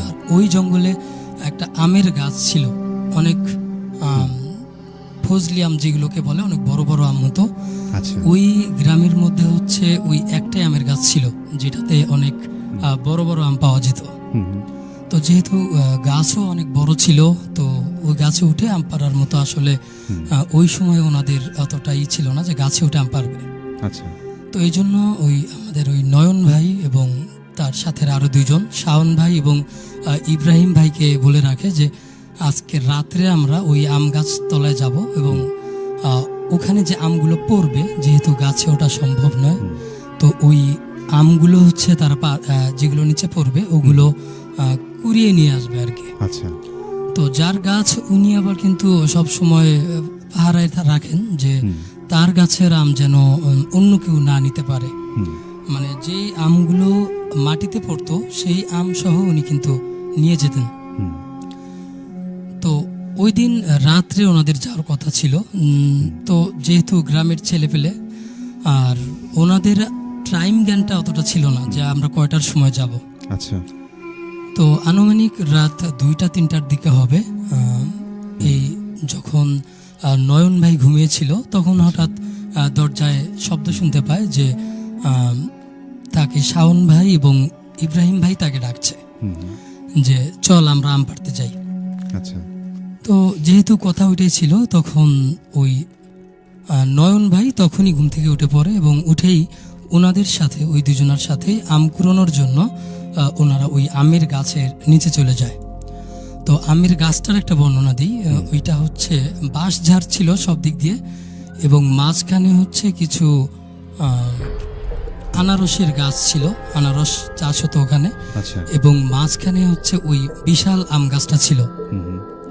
তো যেহেতু অনেক শীতের রাত ছিল, এখন যেরকম শীতের সময় চলছে, তো ওই শীতের রাতে উনি ঘুমিয়ে আছে, এমন সময় ওনাদের ডাক শুনে উনি বাসা থেকে বের হয়ে যায়। আর এই বাসা থেকে বের হয়ে সরাসরি ওই আম গাছের নিচে চলে যায়, এবং ওখানে গিয়ে নয়ন ভাই দেখতে পায় যে এখানে অসংখ্য আম পড়ে আছে। তো ওনারা ভাবে হয়তোবা যেহেতু রাতের বেলা কেউ তো ওখানে আম কুড়াতে যাবে না, সেহেতু হয়তো এই আমগুলো এতক্ষণে এগুলো পড়ে ওখানে রয়েছে। আচ্ছা। তো ওনারা আম কুড়ানো শুরু করে, যেহেতু ওনারা হচ্ছে কিছুই নিয়ে যায়নি। তো ওনাদের যে গেঞ্জি পরনে ছিল টি শার্টে এইভাবে ধরে ওই টি শার্টে হচ্ছে আমগুলো ওই নিচ্ছিল আর কি। জি। তো অনেকগুলো আম নেওয়ার পর মানে তার যখন টি শার্টটা পুরো ভরে গেল যে আম অনেক নেওয়া হয়ে গেছে আর জায়গা পাওয়া যাচ্ছে না, তো হঠাৎ করে এই নয়ন ভাইয়ের মনে হলো যে আমগুলো তো রাখতে হবে কোথাও, যেহেতু অনেক আম হয়ে গেছে। তো সে ভাবছে যে বাড়িতে গিয়ে আমগুলো রেখে আবার আসবে। তো উনি বাড়িতে যখন আর রাখতে যায় তখন ওই যে দুজন সাথে ছিল, নয়ন ভাই, ইব্রাহিম ভাই আর হচ্ছে শাওন ভাই, আচ্ছা আচ্ছা, ওনারা বলে যে না, আম বাড়িতে রাখার দরকার নাই, এখানেই সাইডে কোথাও রাখো। জি। আম বেশি করে কুড়ানো হলে তখন একসাথে সব নিয়ে আমরা ফিরে যাব একবারে। তো যেহেতু রাত তখন গভীর, এদিকে নয়ন ভাইয়ের মা খেয়াল করলো যে নয়ন ভাই বিছানায় নেই। তো নয়ন ভাই যেহেতু হয়তো বা ভাবলো ও হয়তো বাইরে গেছে বা বাথরুমে গেছে, এরকম ভাবার পরও যখন প্রায় আধা ঘন্টা কেটে গেল এবং তখনও নয়ন ভাই কিন্তু রুমে ফেরেনি, এই জন্য সঙ্গে সঙ্গে নয়ন ভাইয়ের মা উঠে পড়ে যে নয়ন ভাই কোথায় গেল, কয়েকটা ডাক দেয়, কিন্তু কোনো সাড়া না পেয়ে নয়ন ভাইয়ের মা তখন বেরিয়ে পড়ে যে কোথায় গেল নয়ন। তো হাতে একটা টর্চ লাইট নিয়ে উনি বেরিয়ে পড়েন এবং খুঁজতে থাকেন যে আশেপাশে কোথাও গেল কিনা। তো যখন আশেপাশে কোথাও খুঁজে পাওয়া যাচ্ছিল না, তখন উনি হচ্ছে নয়ন ভাইয়ের বাবাকে ডেকে তুলেন এবং মোটামুটি একটা শোরগোল শুরু হয়ে যায়, চিল্লাচিল্লি শুরু হয়ে যায় যে নয়ন ভাই কোথায় গেল। তো ওনাদের চিৎকার শুনে আমরাও, আশেপাশের যারা বাড়িতে লোকজন ছিল সবাই বের হয়ে আসে বাহিরে, এবং বের হওয়ার পর আশেপাশের যে জঙ্গলগুলো ছিল আমরা ভাবলাম হয়তো বা কারো গাছে, ওনারা যেহেতু সবসময় এগুলো করে, সবাই জানতো যে ওরা এই কাজগুলো করে, হয়তো বা কারো গাছে কিছু পারতে গেছে। তো ডাকার পরেও যখন ওনার আসলে কোনো সারা শব্দ পাওয়া যাচ্ছিল না, তখন আশেপাশের 5-10 জন বাড়ির মানুষ যখন ডাকাডাকি শুরু করে, তখন কিন্তু একটা এত রাতে চিৎকার চেঁচামেচি শুনে আশেপাশের আরো লোকজন বেরিয়ে আসে, যেহেতু রাতের শব্দ অনেক বেশি শোনা যায় দূর থেকেও। তো তারপর সবাই মিলে তাদেরকে খুঁজতে শুরু করে এবং এই চিৎকার আসলে নয়ন ভাই কিন্তু ওই আম গাছের নিচ থেকে শুনতে পায়। তো তখন সবাই মিলে ওই খুঁজতে খুঁজতে আম গাছের দিকেই চলে যায় এবং গিয়ে দেখা যায় যে নয়ন ভাই তার টি শার্টের ভাঁজ করে অনেকগুলো কিছু একটা রেখে ওখানে দাঁড়িয়ে রয়েছে এবং তিনি একা একা কারোর সাথে কথা বলছে। মানে একা একা ওখানে এক সাইডে কথা বলছে। হ্যাঁ, এক সাইডে কারোর সাথে কথা বলছে। দেখে মনে হচ্ছে যে উনি হয়তো পরিচিত কারোর সাথে কথা বলছে, এরকম মনে হচ্ছিল। তো তারপর যখন নয়ন ভাইয়ের মা দৌড়ে গিয়ে ধরে এবং নয়ন ভাইকে বলে, কিরে তুই এখানে কেন? তখন নয়ন ভাই এমনভাবে মানে একটা রিয়াক্ট করে যেন উনি হচ্ছে একটা ঘোরের মধ্যে এতক্ষণ ছিল। তো ঘোরের মধ্যে ছিল বলতে উনি যে এতক্ষণ আম কুড়োচ্ছিল ওখানে এবং ওনার সাথে আরো 2 জন আছে, এই ব্যাপারটা যেন উনি হঠাৎ করেই ভুলে গেলেন এবং বললেন যে আমি এখানে কেন। তখন সবাই তাকে ধরাধরি করে আম গাছ তলা থেকে নিয়ে গেল। এবং যাওয়ার পর ওখানে যখন জিজ্ঞেস করা হলো তাকে যে তুই একা একা আম গাছের নিচে কি করছিস, তখন তিনি বললেন যে আমি তো একা আসিনি এখানে, আমার সাথে ইব্রাহিম, তারপর শাওন, ওরাও এসেছে। তো বললো ওরা কোথায়? তো ওরা বললো যে আমার সাথে তো ওরাও আম কুড়াচ্ছিল, ওরা তো এখানে দেখতে পাচ্ছি না এখন। তারপর রাতুল ভাই যখন সবাই খেয়াল করলো ওনাকে যে ওনার কতগুলো আম পেয়েছে, দেখি কোথায় আম, দেখলো যে ওনার টি শার্টে গিট দিয়ে যে আমগুলো উনি ওখানে রেখেছিলেন, এখানে আসলে কোনো আমই ছিল না। ওখানে মাটি কেটে রাখা কিছু মাটির অংশ ছিল, যেগুলো উনি আম মনে করে ওনার এই টি শার্টে জড়ো করতে থাকে। মাটির ঢিল ছিল? হ্যাঁ, মাটির ঢিল ছিল। এই মাটির ঢিলগুলো উনি এতক্ষণ ওনার টি শার্টে আম মনে করে রেখে দিয়েছিল। তো উনি এগুলো দেখে অবাক, বললো যে আমি তো অনেক আম কুড়ালাম, তো আমগুলো কোথায় গেল? তো এমন সময় এই চিৎকার চেঁচামেচি শুনে ওখানে আবার ওই ইব্রাহিম ভাই আর শাওন ভাই, ওনাদের ফ্যামিলি, ওনারাও চলে আসে এবং বলে যে আমরা তো আসলে ওখানে যাইনি, আমরা কেবল চিৎকার শুনে উঠে আসলাম। তারপর উনি তখন ভয় পেয়ে যায় এবং ওখানে জ্ঞান হারিয়ে ফেলে। তারপর ব্যাপারটা আসলে কয়েকদিন মানুষের মুখে মুখে ঘুরলেও পরবর্তীতে কিন্তু সবার মুখ থেকে এটা চলে যায় এবং ওই ঘটনাটা কিছুদিনের মধ্যে মানুষ ভুলেও যায়। সবাই ভাবে হয়তো বা যেহেতু ওনাদের আগে থেকেই এটা পরিকল্পনা ছিল যে ওনারা আম পারবে ওখান থেকে, এই জন্য হয়তো বা ওই নয়ন ভাই ওই ঘুমের ঘুরে ওখানে চলে গেছিল। আচ্ছা। তো এই ঘটনার কিছুদিন পর, মানে যখন সবাই প্রায় ভুলেই গেল ঘটনাগুলো, তখন কিছুদিন পর আরেকটা ঘটনা ঘটলো। আচ্ছা। এই আমের গাছকে কেন্দ্র করে এই ঘটনাটা, আমাদের ওই এলাকায় একটা চোর ছিল, আমি চোরটার নাম বলছি না, মানে উনি হচ্ছে ছোটখাটো জিনিস চুরি করতে করতেই এক সময় ওনার চুরিটা পেশা হয়ে যায়। আচ্ছা। তো উনি হচ্ছে ওই হঠাৎ করে একদিন তাকে ওই আম গাছের নিচে সকালবেলা সবাই আবিষ্কার করলো যে উনি ওখানে পড়ে আছেন। আচ্ছা আচ্ছা। তো উনি পড়ে আছেন এবং দেখে বোঝা যাচ্ছিল যে ওনাকে কেউ হয়তোবা অনেক ধারালো কিছু দিয়ে ওনার মুখে পুরো শরীরে আঘাত করেছে। অনেকটা মানুষের নখ দিয়ে যদি কারো গায়ে আঁচড় কাটা হয়, এইরকম হচ্ছে একটা দেখা যাচ্ছিল যে ওনার মুখে হয়তোবা কেউ আঁচড় কেটেছে। আচ্ছা আচ্ছা। ওই নখ দিয়ে। তারপর ওনার যখন জ্ঞান ফিরল, উনি বলল যে উনি কোনো একটা কাজে এদিকে এসেছিলেন এবং ওনার পরিচিত একজন বলে যে ওই আম গাছের নিচে প্রচণ্ড আম পড়ে আছে, চলো আমরা আম কুড়াতে যাই ওখানে। তো উনি যেহেতু ওই আমের তো আর লোক না, উনি হচ্ছে ধরতে গেলে ওই চুরি করে খাওয়া একজন লোক, তো উনি তো আর আম কুড়াতে ওখানে যাবেন না। কিন্তু এই লোকটার এমন একটা ঢাকার একটা এমন সিস্টেম ছিল যে ওনাকে যেতে বাধ্য করেছিল, অনেকটা সম্মোহিত করে যেন ওনাকে নিয়ে গেছিল। তারপর এইভাবে কয়েকদিন গেল। এই ঘটনাটাও মানুষ একটা সাধারণ ঘটনা বলেই নেয় এবং তার কিছুদিন পর ওখানে ওই আম গাছটার নিচে অজ্ঞাত একজন লোক আর কি, যাকে কেউ চেনে না, এইরকম একজন লোককে পড়ে থাকতে দেখা গেল এবং উনি মৃত ছিল। ওনার গায়েও সেম ওইভাবে যে হচ্ছে সেই চোরের ফেসে এবং সমস্ত শরীরে যে দাগ ছিল, আচ্ছা, সেই দাগগুলো ওনার ফেসেও পাওয়া গেল।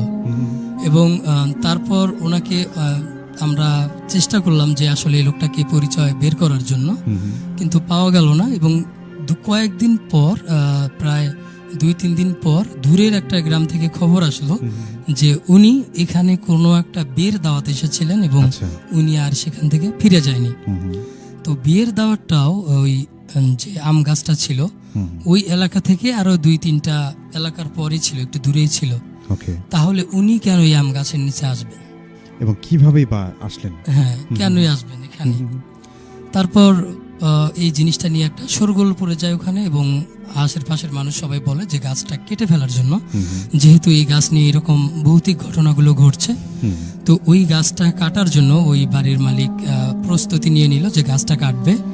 তো পরের দিন যখন গাছ কাটার জন্য লোকজন নিয়ে আসা হলো, তখন দেখা গেল মানে ওই গাছ কাটার জন্য লোকজন আনার পরে সব ঠিকঠাক হয়ে গেল যে পরের দিন গাছটাকে কাটা হবে।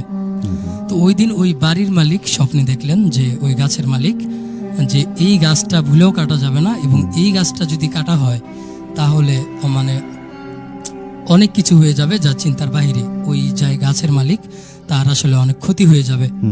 তো উনি প্রথমে কাটতে ভয় পাচ্ছিলেন গাছটাকে, যে কাটবেন না। এবং তারপর গ্রামে যেটা হয়, একজন কবিরাজের শরণাপন্ন হওয়া হয়। তো কবিরাজের শরণাপন্ন হওয়ার পর ওখানে কবিরাজ আসেন এবং তিনি ওই কি বলে ওইটাকে, উনি যখন আমাদের গ্রামের ভাষায় ভরণ দেওয়া বলে আর কি, সেই ভরণ দেওয়ার পরে উনি জিন্নের সাথে সরাসরি একজন মিডিয়ামের মাধ্যমে সরাসরি হচ্ছে কানেক্টেড হতে পারেন। তখন ওখানে যেটা বলা হয় যে ওই গাছটা যখন মানে রোপণ করা হয় একদম ছোট থাকায়, সেই সময় থেকে ওনারা ওই গাছের সাথে আছেন এবং এই গাছটায় ওনারা বংশ পরম্পরায় ওখানে থাকবেন। তো এই গাছটা কাটলে ওনাদের থাকার কোনো জায়গা থাকবে না, এই জন্য ওই গাছটাতেই হচ্ছে ওনাকে থাকতে হবে, এটা কাটা যাবে না। তো তারপর যখন ওনাকে বলা হয় যে এই যে ঘটনাগুলো ঘটলো এবং একজন লোককে মারা হলো এই ঘটনাগুলো আসলে কেন ঘটনা হয়েছিল। তো এর পরিপ্রেক্ষিতে যেটা বলা যায় যে ওখানে এই যে জিনটা ছিল উনি হচ্ছে বিভিন্নভাবে এখানে মানুষদেরকে ডেকে আনতো, যে লোভ লালসা বা যাদের মধ্যে হচ্ছে অন্যের জিনিস নেওয়ার একটা প্রবণতা থাকে, তাদেরকে হচ্ছে উনি টেনে আনেন এবং ওনাদেরকে চেষ্টা করেন যে এইরকম আসলে কাউকে এখানে রাখা যাবে না।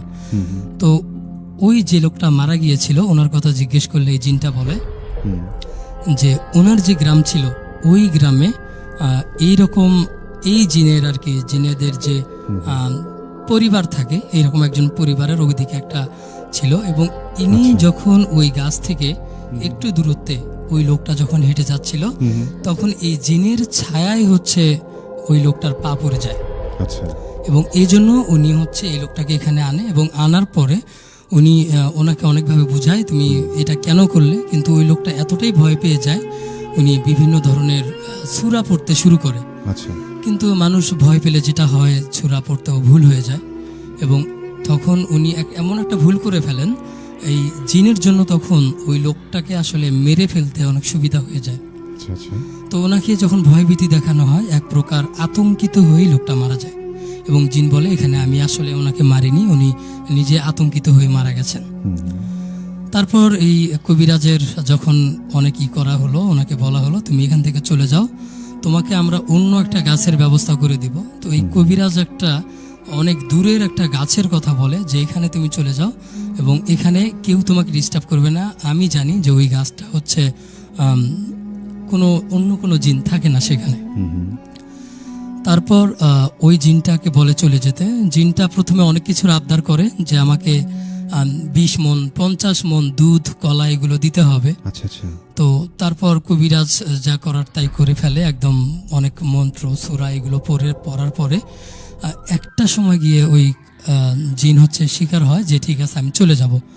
তো ওই সময়ে ওই কবিরাজ বলে যে তুমি যে এখান থেকে চলে যাবে তার একটা নমুনা কিন্তু রেখে যেতে হবে। তো তখন ওই জিন বলে যে ঠিক আছে আমি এখান থেকে চলে যাব, এবং চলে যাওয়ার সময় এই গাছের একটা ডাল এখান থেকে ভেঙে পড়বে।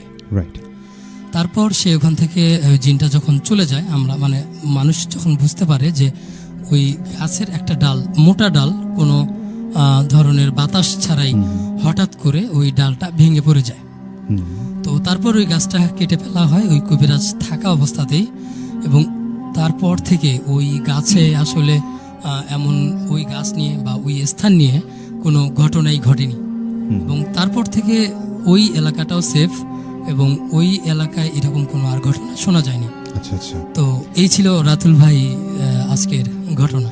ওকে, thank you so much Pappu ভাই, স্পেশাল এপিসোডে স্পেশাল একটা ঘটনা শেয়ার করলেন। স্পেশাল বলতে ভৌতিক ঘটনা সবগুলোই আসলে স্পেশাল, কিন্তু তার মধ্যে থেকেও বাছাইকৃত ঘটনা।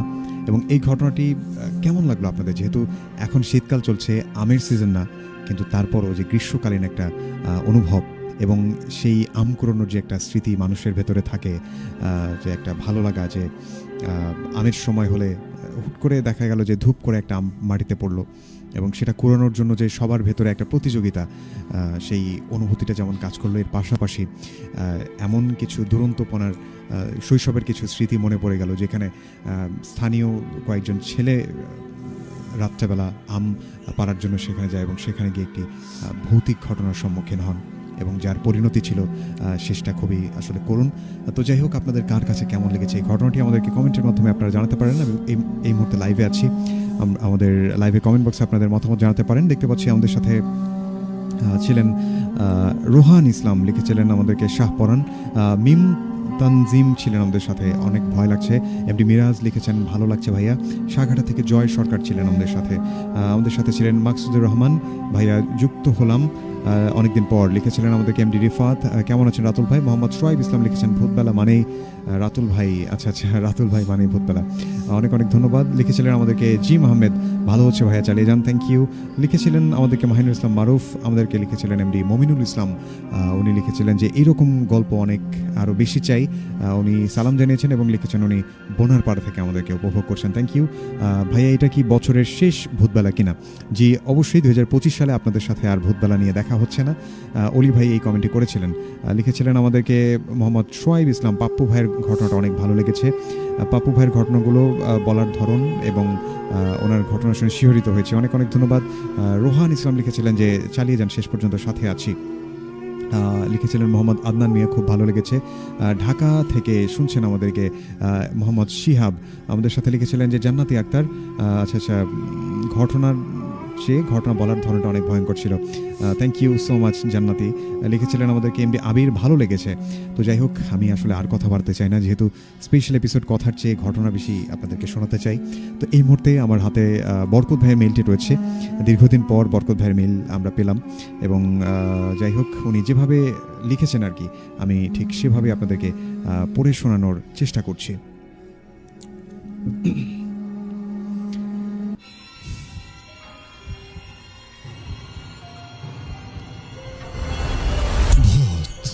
বেলা উইথ রাতুল,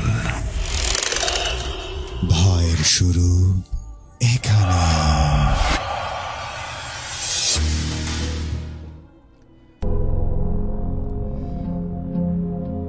ঘটনার শুরুতেই সবাইকে বিজয়ের মাস ডিসেম্বরের শুভেচ্ছা।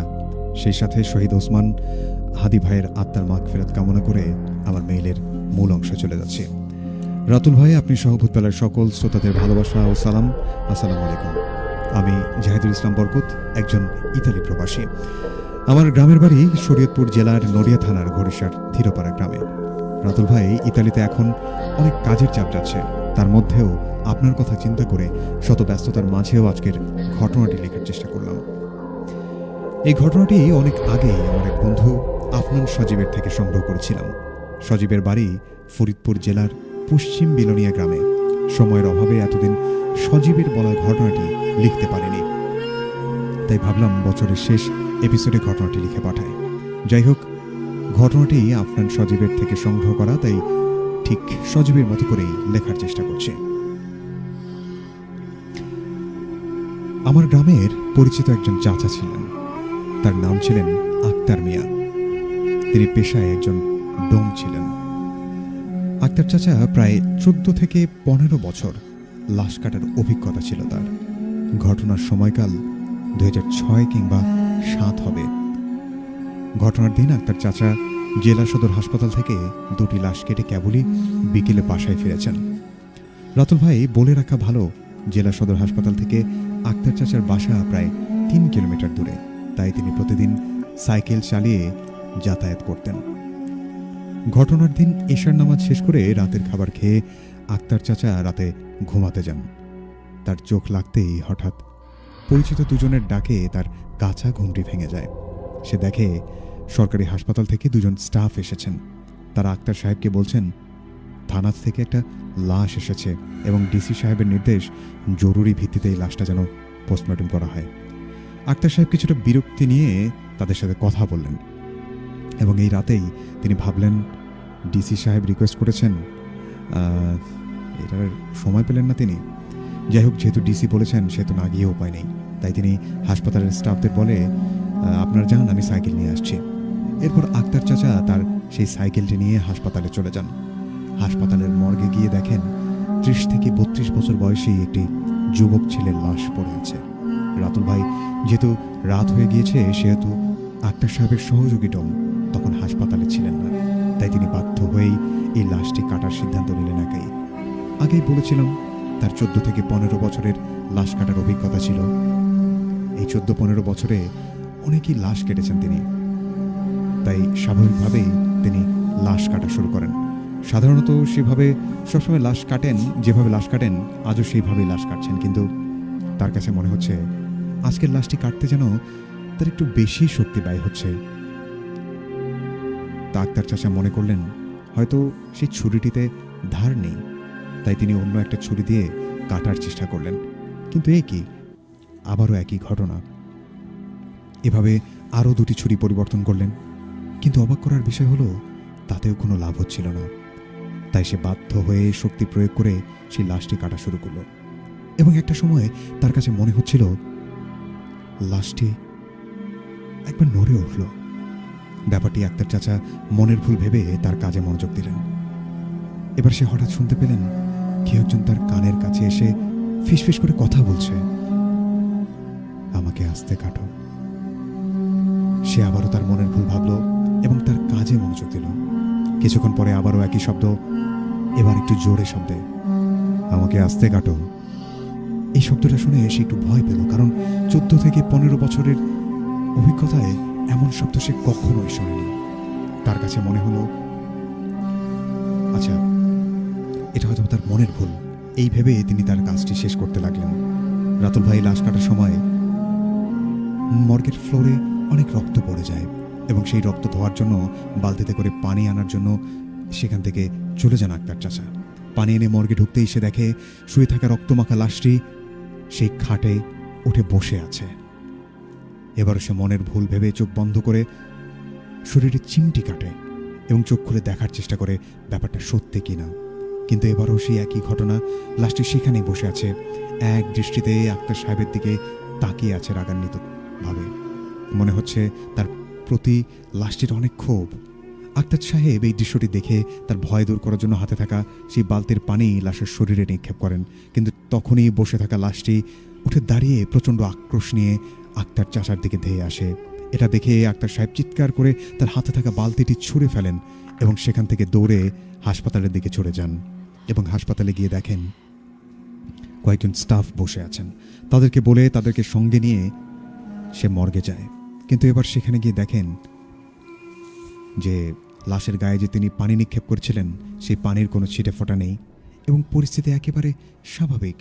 এবং লাশের শরীর ছিল সম্পূর্ণ শুকনো এবং মর্গের ফ্লোরেও এক ফোঁটা রক্ত নেই। এক বালতি পানি তিনি নিয়ে এসেছিলেন সেটিও যেন শুকিয়ে গেছে সঙ্গে সঙ্গেই। তার সাথে কি হচ্ছে তিনি কিছুই বুঝতে পারছেন না। গত 14-15 বছরের অভিজ্ঞতায় এমন ভয়ানক পরিস্থিতির শিকার তিনি কখনোই হননি। একটা সময় সে স্টাফদের সবকিছু খুলে বলে, কিন্তু তারা তার কথার কোনো প্রমাণ না পেয়ে স্টাফরা তার কথায় বিশ্বাস করেন না। স্টাফরা বলেন আক্তার চাচা হয়তোবা আপনার মনের ভুল।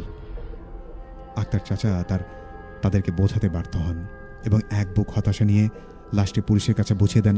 এবং সেদিন রাতে ভয়ের কারণে তিনি বাসায় না গিয়ে হাসপাতালের স্টাফ কোয়ার্টারেই থেকে যান। এরপর বেশ কয়েকদিন কেটে যায়। আক্তার সাহেবও সেদিন রাতের ঘটনাটি মোটামুটি ভুলেই গিয়েছেন। একদিন আক্তার সাহেব তার রাতের বেলা বাজার থেকে বাড়ি ফিরছিলেন। রাতুল ভাই বলে রাখা ভালো, বাজার থেকে আক্তার চাচা যেতে হলে মেইন সড়ক থেকে কিছুটা কাঁচা রাস্তা দিয়ে যেতে হয়। আর সেই কাঁচা রাস্তার পাশেই ছিল একটা পুকুরের মতো, অর্থাৎ গ্রাম্য ভাষায় যেটাকে ডোবা বলা হয়। যাই হোক, সে বাজার থেকে মেইন সড়কের দিয়ে এসে যেই কাঁচা রাস্তা ধরে তার বাড়ির দিকে যাচ্ছিলেন, রাতের ঘুটঘুটে অন্ধকার ভেদ করে চাঁদের আলো সেই কাঁচা রাস্তাটিকে আলোকিত করে তুলেছে। সে আপন মনে সাইকেল চালিয়ে বাড়ির দিকে যাচ্ছে। হঠাৎ করেই সে দেখে একটা বিড়াল রাস্তার বাপাশ থেকে উঠে এসেছে এবং তার সাইকেলের চাকার নিচে গিয়ে পড়ে আছে। আক্তার চাচা কোনো মতে সাইকেলটি ব্রেক করেন এবং সাইকেল থেকে নেমে বিড়ালটিকে বাঁচাতে যায় এবং উপর হয়ে বিড়ালটিকে তোলার চেষ্টা করেন। আর ঠিক সেই মুহূর্তে তিনি অনুভব করেন একটা হিমশীতল হাত তার ঘাড়ে চেপে ধরেছে। পেছনে ফিরে তাকাতেই আক্তার চাচা যা দেখেন তিনি তার চোখকে বিশ্বাস করতে পারছিলেন না। তিনি দেখেন সেই লাশটি তার ঘাড় চেপে ধরেছে, যেই লাশটিকে সে কয়েকদিন আগে কেটেছিল। এবার সেই লাশটি মোটা গলায় বলতে শুরু করলো, সেদিন তোকে কতবার তোকে বললাম আস্তে কাট, তুই আমাকে কষ্ট দিয়ে কাটলি। এরপর তুই আমাকে পানিও নিক্ষেপ করেছিলি। এত সাহস তোর, মন চেয়েছিল সেদিনই তোকে মেরে ফেলি, কিন্তু সেদিন তুই বেঁচে গিয়েছিলে। আজকে এখানে কেউ নেই, তোকে কেউ বাঁচাতে পারবে না। ভালো করে তাকিয়ে দেখ, সেদিনের সেই নিক্ষেপ করা পানি আজও আমার শরীর ভিজিয়ে রেখেছে। আক্তার সাহেব লক্ষ্য করলেন সত্যি সেই লাশের শরীর থেকে তখনও টপ টপ করে পানি পড়ছে। লাশটি বলে উঠল, যে পানি তুই আমাকে নিক্ষেপ করেছিলে সেই পানি দিয়ে আজ তোর জীবনের রীতি ঘটাবো। এইসব শুনে আক্তার সাহেব বাকরুদ্ধ হয়ে যায় এবং তার শরীর যেন অবশ হয়ে আসে। অনেক চেষ্টা করেও গলা দিয়ে একটি শব্দ বেরোচ্ছে না চাচার। তিনি চুল পরিমাণও সেই জায়গা থেকে নড়াচড়া করতে পারছেন না। তার কাছে মনে হচ্ছে যেন কয়েকটা ওজন তার শরীরকে অসাড় করে ফেলেছে। একটা সময় তার লাশটি তার ঘাড়ে ধাক্কা দিয়ে শূন্যে ভাসিয়ে রাস্তার পাশে থাকা সেই ডোবায় ফেলে দেয়। অনেকক্ষণ তিনি হাত ঝাপটাতে থাকেন, পা ঝাপটাতে থাকেন, কিন্তু তিনি সেখান থেকে উঠতে পারছেন না। তার কাছে মনে হচ্ছে এবার তাকে পানির নিচ থেকে কেউ একজন পা ধরে চেপে পানির নিচে টেনে নিয়ে যাচ্ছেন এবং তাকে আবারও পানির উপরে তুলে আবার তাকে পানির নিচে চেপে ধরে। এক পর্যায়ে তার অবস্থা খুবই খারাপ হয়ে যায় এবং তার মনে হচ্ছিল তার নিঃশ্বাস এখনই বন্ধ হয়ে যাবে। এবং হঠাৎ করে তার মনে হলো চেপে ধরা পাটি আর নেই এবং সে পানির উপরে ভেসে আছে এবং কিছু লোকজন তাকে পানি থেকে ওঠানোর চেষ্টা করছে। একটা সময় সে জ্ঞান হারিয়ে ফেলেন। জ্ঞান ফিরতেই সে দেখেন তিনি তার বাসায়।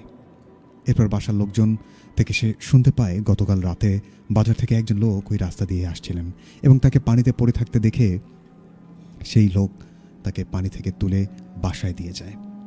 এরপর বাসার লোকজন আক্তার সাহেবের থেকে জানতে চায় সে কিভাবে পানিতে পড়ে গিয়েছিল।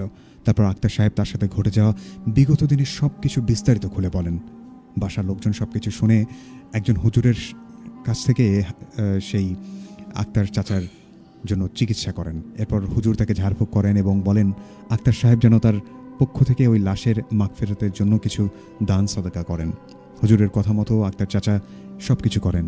এরপর থেকে আজ অবধি আক্তার চাচার সাথে আর কিচ্ছু ঘটনা ঘটেনি এবং এখন তিনি স্বাভাবিকভাবেই জীবনযাপন করছেন। রাতুল ভাই, এই ছিল আমার বন্ধু আফনান সজীবের থেকে সংগ্রহ করা ঘটনাটি ভালো লাগলে শ্রোতাদের উদ্দেশ্যে প্রচার করার অনুরোধ রইল। ভূতবেলার সকল শ্রোতাদের সুস্বাস্থ্য ও মঙ্গল কামনা করে এবং সেই সাথে ইংরেজি নতুন বছরের অগ্রিম শুভেচ্ছা জানিয়ে আজকের মতো বিদায় নিচ্ছি। আমি জাহিদুল ইসলাম বরকত, ইতালি প্রবাসী।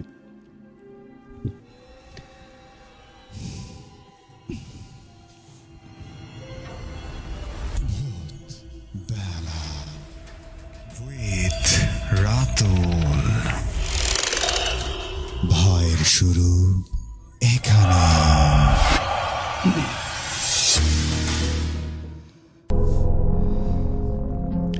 ইয়েস, ভয়ের শুরু এখানে। প্রিয় লিসনার, এই মুহূর্তে চলছে ভৌতিক ঘটনা অবলম্বনে অনুষ্ঠান ভূতবেলা। আর ভূতবেলার বছরের শেষ প্রোগ্রাম এটা, 2025 সালের শেষ এপিসোড। তাই স্পেশাল কিছু মানুষের ঘটনা নিয়ে এই ভূতবেলাটিকে আমরা আয়োজন করেছি। আমাদের কাছে ছিল আরিফুল ইসলাম ভাইয়ের পাঠানো ঘটনা, জাহিদুল ইসলাম বরকত ভাইয়ের ঘটনা ছিল। সেই সাথে আমাদের স্টুডিওতে উপস্থিত ছিলেন পাপ্পু ভাই, যার থেকে চমৎকার একটা ঘটনা আমরা শুনেছি এবং আমাদের হাতে আরও কিছু চমৎকার ঘটনা রয়েছে। আসলে আমি বুঝতে পারছিলাম না আসলে কোনটা আগে দেবো কোনটা পরে দেবো, কিন্তু তারপরও যদি সুযোগ হয় আমি আরও একটি মেইল আপনাদেরকে পড়ে শোনাবো। এবং তানভীর প্রধান ভাইয়ের ঘটনা আছে এবং রফিয়াদ আহমেদ রাদ তার ঘটনা আছে, আরিফুল ইসলাম নাহিদ তার পাঠানো ঘটনা রয়েছে। তো যদি সুযোগ না হয় এই যে আজকের এই এপিসোডে পড়ে শোনানোর কিছু ইমেল, আমি বছরের প্রথম যে আমরা প্রোগ্রামটি করতে যাচ্ছি সেটিও আমাদের প্রত্যেকটা এপিসোডই আসলে স্পেশালভাবে আমরা করার ট্রাই করি, কিন্তু তারপরও বছরের এই শেষের যে স্মৃতির রেশটুকু আপনাদের মাঝে রেখে যেতে চাই। তো যাই হোক, আমাদের সাথে আজকে অনেকেই যুক্ত আছেন, আমি দেখতে পাচ্ছি তাদের কথাবার্তাগুলো। লিখেছিলেন আমাদেরকে জান্নাত বাপ্পি, উনি লিখেছেন শেষ পর্যন্ত আছি ইনশাল্লাহ, অনেক ভয়ঙ্কর ছিল ঘটনাটি। যুক্ত ছিলেন আমার ফ্রেন্ড ইমতিয়াজ অভিন, লিখেছেন যে শুনছি বন্ধু ভালো লাগছে। অনেক ধন্যবাদ অভিন যুক্ত হওয়ার জন্য। আমাদের সাথে তাহেরিনা ছিলেন আমাদের সাথে, যে পাপ্পু ভাইয়ের ঘটনাটা বেশ ভয়ানক ছিল। নূর আলম সোহাগ ছিলেন, যে অনেক ভালো লাগলো। লিখেছিলেন আমাদেরকে সোহাইব ইসলাম, উনি লিখেছেন তৃতীয় মেইলটা ভালো লেগেছে, আজকের প্রতিটি ঘটনা ছিল ভয়ানক। লিখেছেন আব্দুল্লাহ মানিক ভাই। মালিহা খান লিখেছিলেন আমাদেরকে অনেক সুন্দর বাট ভয় লেগেছে, অনেক ধন্যবাদ। লিখেছিলেন আমাদেরকে জান্নাতি আক্তার, তৃতীয় মেইলটা এতটা ভয়ঙ্কর শেষ পর্যন্ত শুনতে পারেনি।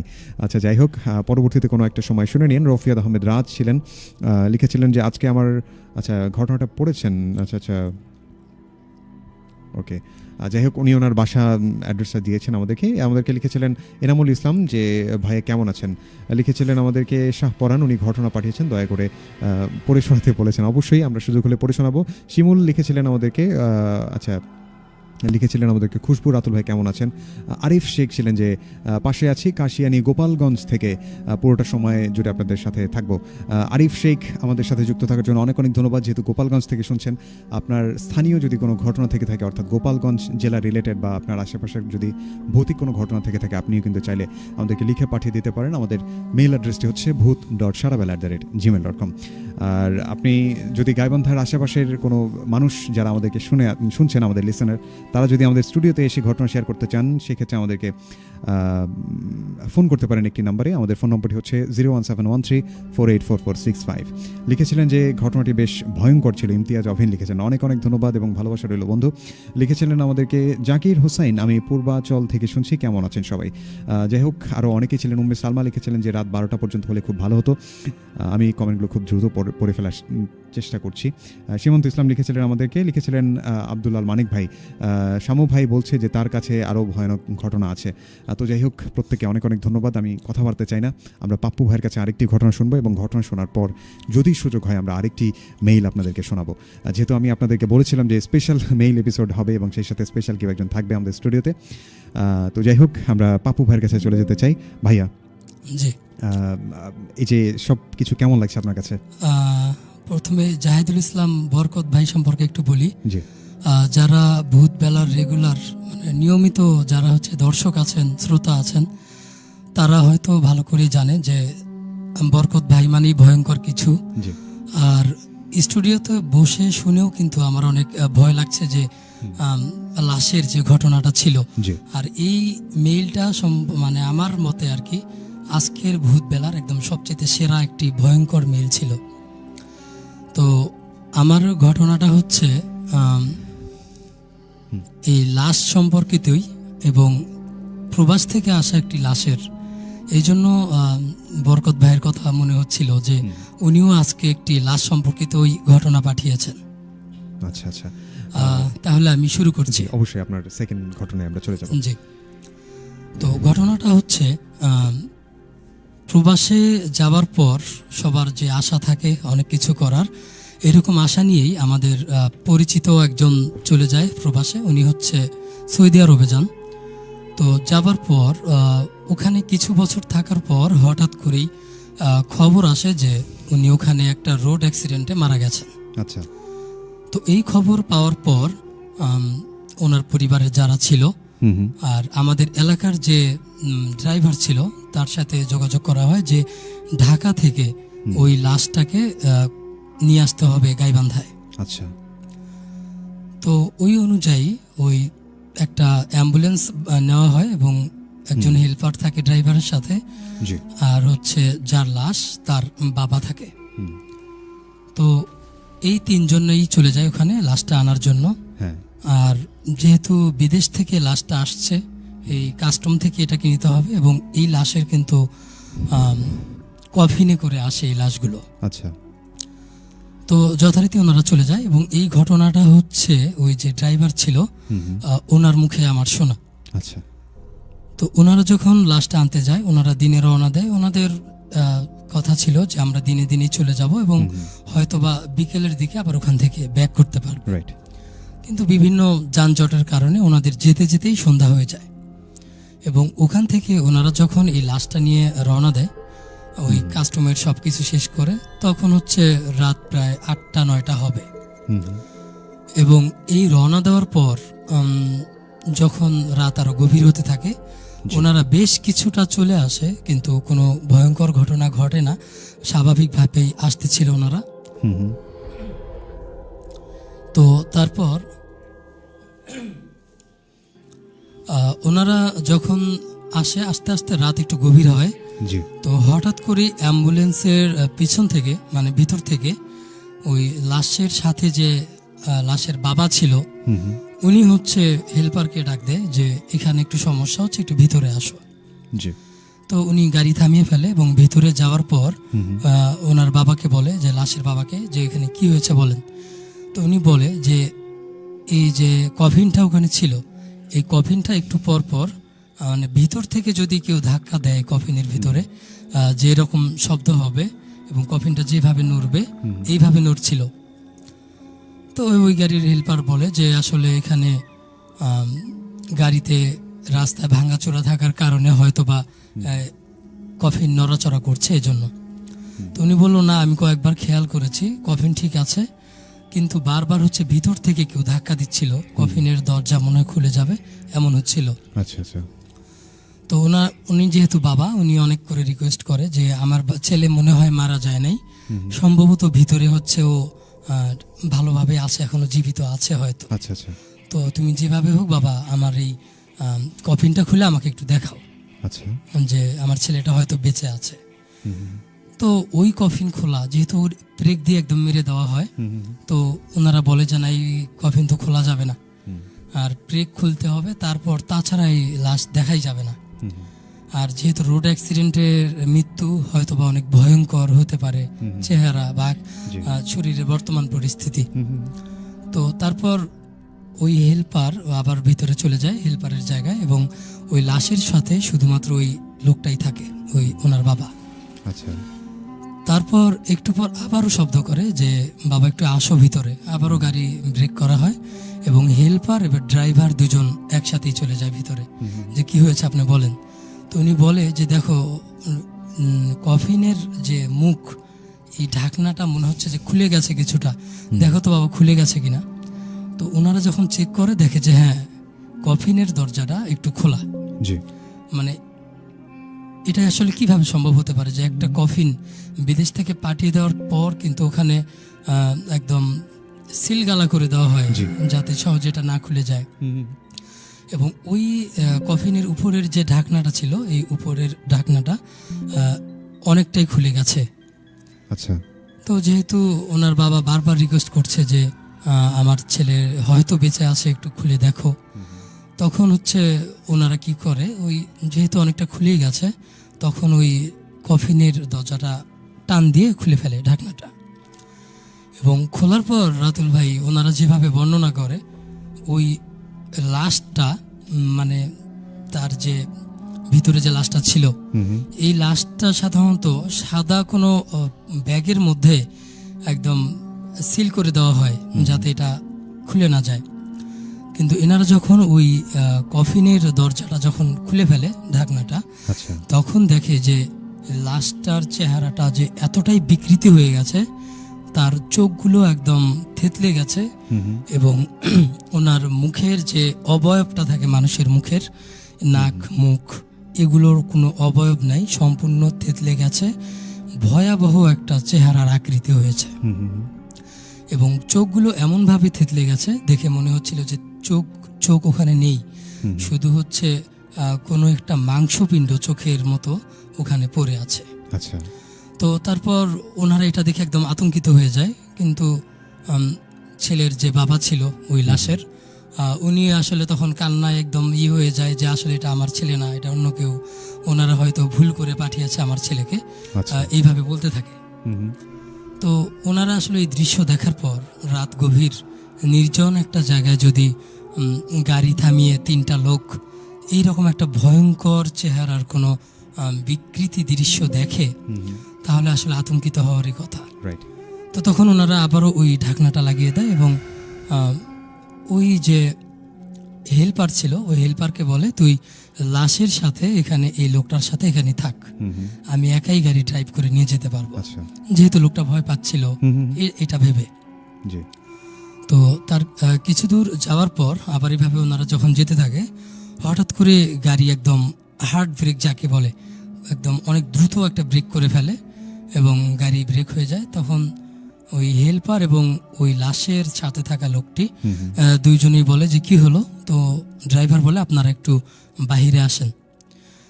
তো ওনারা দেখে যে সামনের যে মানে রাস্তার তো প্রতিটা ল্যাম্প পোস্টেই আলো জ্বালানো থাকে, যে তারের যে লাইনগুলো থাকে, যে পিলারগুলো থাকে, এগুলো তো লাইট থাকে।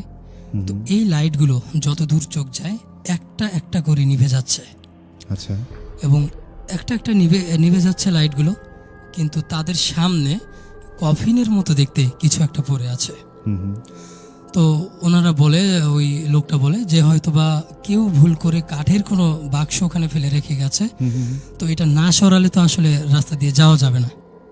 জি। এই জন্য ওনারা তিনজন একসাথে যায়, যাওয়ার পর বলে যে আমরা তিনজন একসাথে কফিনটাকে ধরে এটাকে রাস্তার সাইডে রেখে দিই, আচ্ছা আচ্ছা। এবং দেওয়ার পর তারপর গাড়িটাকে নিয়ে যেতে হবে।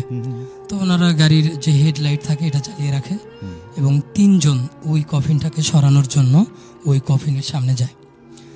যাওয়ার পর ওনারা যখন কফিনটাকে ধরে তুলে নিয়ে যাবে, তখন ওনারা যখন কফিনটাকে ধরে, কফিন ধরার সাথে সাথে কফিনের ভিতর কিছু আছে কিনা এটা তো নজর যাবে যে কারো। তো কফিনের দিকে তাকিয়েই ওনারা হচ্ছে তিনজনই মানে দ্রুত দূরে সরে আসে। আচ্ছা আচ্ছা। যে লাশটা একটু আগে ওনারা ওনাদের যে অ্যাম্বুলেন্সে দেখেছেন, হ্যাঁ দেখেছে, কফিনের মধ্যে যেটা ছিল ওই লাশটাই সেম বিকৃত অবস্থা, এবং ওই কফিনের মধ্যে ওই লাশটাই রয়েছে। আচ্ছা আচ্ছা। এবং যেহেতু গাড়ির মধ্যে লাশটার চোখের কোনো অস্তিত্ব ছিল না, কিন্তু এই লাশটা মানে ওই বিকৃত চোখ সহ মানে একটা চোখের একটা ভয়ঙ্কর দৃশ্য নিয়ে ওনাদের দিকে তাকিয়ে রয়েছে।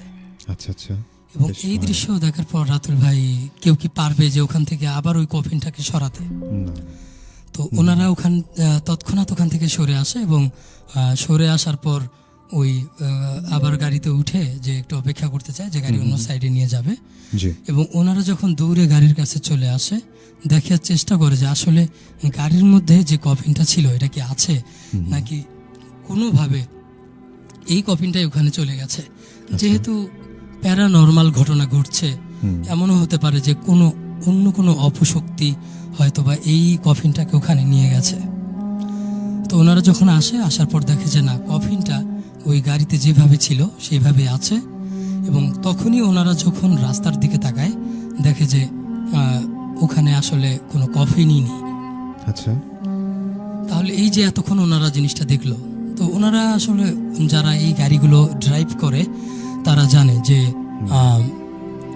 যারা লাশ বহন করে, অ্যাম্বুলেন্স ড্রাইভ করে, তারা কিন্তু জানে যে এই ঘটনাগুলো প্রতিনিয়তই তাদের সাথে ঘটে থাকে। তো এই জন্য ওনারা হয়তো প্রথমে ভাবে যে হয়তো বা আমরা আতঙ্কিত হয়েছি লাশ দেখে, এবং এই জন্য এই ঘটনাটা হ্যালুসিনেশন হয়েছে। এই জন্য সঙ্গে সঙ্গে তারা হচ্ছে আবারও গাড়িতে উঠে গাড়ি টান দিয়ে দেয়। এবং যেহেতু ঢাকা থেকে আসতে হবে, রাত তখন অনেক গভীর, তারা আবারও আসতে শুরু করে। এবং যথারীতি ওই গাড়ির মধ্যে হেল্পার এবং ওই লাশের যে ছেলেটি, ওর বাবা একসাথে থাকে, এবং ড্রাইভার ড্রাইভ করতে থাকে। তো ড্রাইভার সামনে মাঝে মাঝে হঠাৎ করে ব্রেক করছিল, হঠাৎ করে আবারও গাড়ি নর্মালি চালাচ্ছিল। তো ড্রাইভার বলে যে আসলে আমি কি দেখছি রাস্তায়, এগুলো আমি তোমাদেরকে বলতে চাই না। তোমরা তিনজন ভিতরে না থেকে, গাড়ির মধ্যে না থেকে, একটু চাপাচাপি করে হলেও হেল্পার, ড্রাইভার এবং ওই লোকটি একসাথে গাড়ির একদম সামনের সিটে বসে পড়ে। কারণ ড্রাইভার হয়তো ভেবেছিল যে এমন ভয়ঙ্কর কিছু ঘটতে পারে, এই জন্য ওনাদেরকে আবার সামনে নিয়ে আসলেন। হ্যাঁ, মানে বিপদের আজ উনি বুঝতে পেরে উনি তাদেরকে সামনে নিয়ে আসে। কারণ যেহেতু ওনার অভিজ্ঞতা রয়েছে সব সম্পর্কে। তো ওনারা যখন তিনজন একসাথে আসে, তখন হঠাৎ করে একটা তীব্র লাশ পচার যে গন্ধ হয়, এইরকম একটা গন্ধ ছড়িয়ে পড়ে। এবং এই গন্ধের মধ্যে আসলে তীব্র গন্ধ যখন শুরু হয়, তখন প্রথমে হেল্পার বলে যে আমি একটা গন্ধ পাচ্ছি, আপনারা পাচ্ছেন কিনা? তখন ওনারাও বলে যে হ্যাঁ, একটা গন্ধ পাচ্ছি। তো ওনারা তখন বলে যে কোনোভাবে কি কফিনের যে মুখ ছিল, ঢাকনা ছিল, এটা কি কোনোভাবে খুলে গেল? তো এরই মধ্যেই হঠাৎ করে ওই যে কফিনটা ছিল, এটাতে মনে হচ্ছিল কেউ অনেক জোরে শব্দ করছে। মানে কফিনের ভিতর থেকে, ওই গাড়ির ভিতর থেকে একটা শব্দ আসছিল যে কফিনটার মধ্যে কেউ নড়াচড়া করলে বা জোরে কফিনের ভিতর থেকে ধাক্কাধাক্কি করলে যে শব্দ হবে, এরকম। তো এক পর্যায়ে এই ধাক্কা এতটাই এক পর্যায়ে পৌঁছে যায় যে ড্রাইভার আবারও গাড়ি ব্রেক করে। এবং গাড়ি ব্রেক করার পর যখন ওনারা ওই লাশ যেখানে রাখা হয়েছে সেখানে দেখে যে রাতুল ভাই, এই কথাটা বলার সময় আমার এখনো গায়ের লোম দাঁড়িয়ে যাচ্ছে। যে ওই ড্রাইভার বলে যে ওনারা তিনজন যখন আবারও ওখানে যায় এবং গিয়ে দেখে যে ওই যে লাশটা ওখানে ছিল, ওইটা ওই কফিনের ঢাকনা খুলে উঠে বসে আছে। আচ্ছা। তো এই যে একটা বিকৃত চেহারার লাশের, একটা কফিনের ভিতর থাকা লাশ, একটা গভীর রাত্রে নির্জন স্থানে ওই লাশটা উঠে বসে আছে এবং 3 জন লোক সেটা প্রত্যক্ষ করছে একদম নিরিবিলি একটা স্থানে। রাতুল ভাই একটু এক্সপ্লেইন করেন যে এটা আসলে কতটা ভয়ঙ্কর হতে পারে। মানে একেবারে প্রথম থেকে যদি না বলি, আমি আসলে যেহেতু আপনারা শুনেছেন, অ্যাম্বুলেন্সের ড্রাইভার শুরুতে আগেই তাদেরকে সাবধান করেছেন যে আপনারা সামনে চলে আসুন, যেহেতু আমাদের অদ্ভুত কিছু একটা ঘটনা ঘটেছে আমাদের সাথে। সেই আজ বুঝতে পেরেই আমি তাদেরকে সামনে নিয়ে আসেন, এবং এমন একটা জায়গা যেখানে আসলে কেউ থাকার কথা নয়, এবং হাইওয়েতে দেখা যায় যে রাত্রেবেলা আসলে সাধারণ মানুষ থাকে না, অনেক সময় দেখা যায় 2-1টা গাড়ি চলাচল করে, কিন্তু এমন একটা নির্জন জায়গায়, এবং সেই কফিনটা সেখানে রাখলোটাকে, এবং যদি কফিন থাকে এবং লাশটা যদি সেখানে একটা কফিন যদি ধরলাম আছে, কিন্তু নিয়ে গেল কে, এবং হাইওয়ের মাঝখানে রাখবেই বাকে, এবং সেটা না হয় রেখেছে, কিন্তু দেখা যাচ্ছে যে সেই বিকৃত লাশটি, যেটি আসলে মারা গেছে দেশের বাইরে, এবং এবড়োথেবড়ো অবস্থায় এবং বিভৎস একটা চেহারা নিয়ে, এবং সে তো মৃত, একেবারে ডেড, তাকে বাক্সবন্দি করে কফিনের ভেতর রাখা, এবং তারা সেই লাশটিকেই গাড়িতে করে নিয়ে যাচ্ছেন, এবং কিছু দূর পর পর গিয়ে দেখা যাচ্ছে যে সেই কফিনটি রাস্তায় শোয়ানো। তো এটা আসলে ব্যাখ্যা করার মতো কিছু না। আর লাশটা তো যখন গাড়িতে উঠে বসলো, ড্রাইভার যেহেতু বলেছিল যে আপনারা সবাই সামনে চলে আসুন, এবং ওই মুহূর্তে যদিও ওই 2 জন লোক গাড়ির মধ্যেই থাকতো, এবং ওই তাদের প্রত্যক্ষ অবস্থায় যখন তারা গাড়ির মধ্যে ছিল, ওই অবস্থাতেই যদি লাশটা উঠে বসতো, তখন ওই 2 জন লোকের অবস্থা আসলে কি হতো? ইনস্ট্যান্টলি দেখা যেত, আমি জানি না তারা কিরকম মানুষ, কিন্তু আমি স্বাভাবিকভাবে সেখানে থাকলে হয়তো বা মানে হার্ট অ্যাটাক বা ব্রেন স্ট্রোক করতাম। তো এটা আসলে কোনো স্বাভাবিক মানুষ মেনে নিতে পারবে না এরকম দৃশ্যগুলো। তো ওইটা দেখার পর ওখান থেকে ওনারা আবারও গাড়িতে উঠে পড়ে এবং বলে যে ওখানে গাড়ির মধ্যে লাশটা যেভাবে আছে সেভাবেই থাক, ওটাকে আর আসলে দেখার দরকার নেই, এবং ওনারা ওখান থেকে গাড়ি দ্রুত চালিয়ে চলে যাওয়ার চেষ্টা করে। আচ্ছা আচ্ছা। এবং অনেক দূর যাওয়ার পর যেহেতু প্রথমে গাড়ির মধ্যে যে শব্দগুলো হচ্ছিল, কফিনের শব্দ হচ্ছিল, অন্য কোনো কিন্তু শব্দ ছিল না, এবং ওনারা যখন গাড়ি এবং দ্রুত চালিয়ে একটা জনসমাগম স্থানে যাওয়ার চেষ্টা করছিল, সেই মুহূর্তে গাড়ির ভিতর থেকে বিভৎস চিৎকার আসতে শুরু করে। আচ্ছা আচ্ছা। এবং গাড়ির ভিতর থেকে, পেছন থেকে, হ্যাঁ, যেখানে লাশটা রাখা হয়েছে, মনে হচ্ছিল যে একটা লাশ চিৎকার করছে।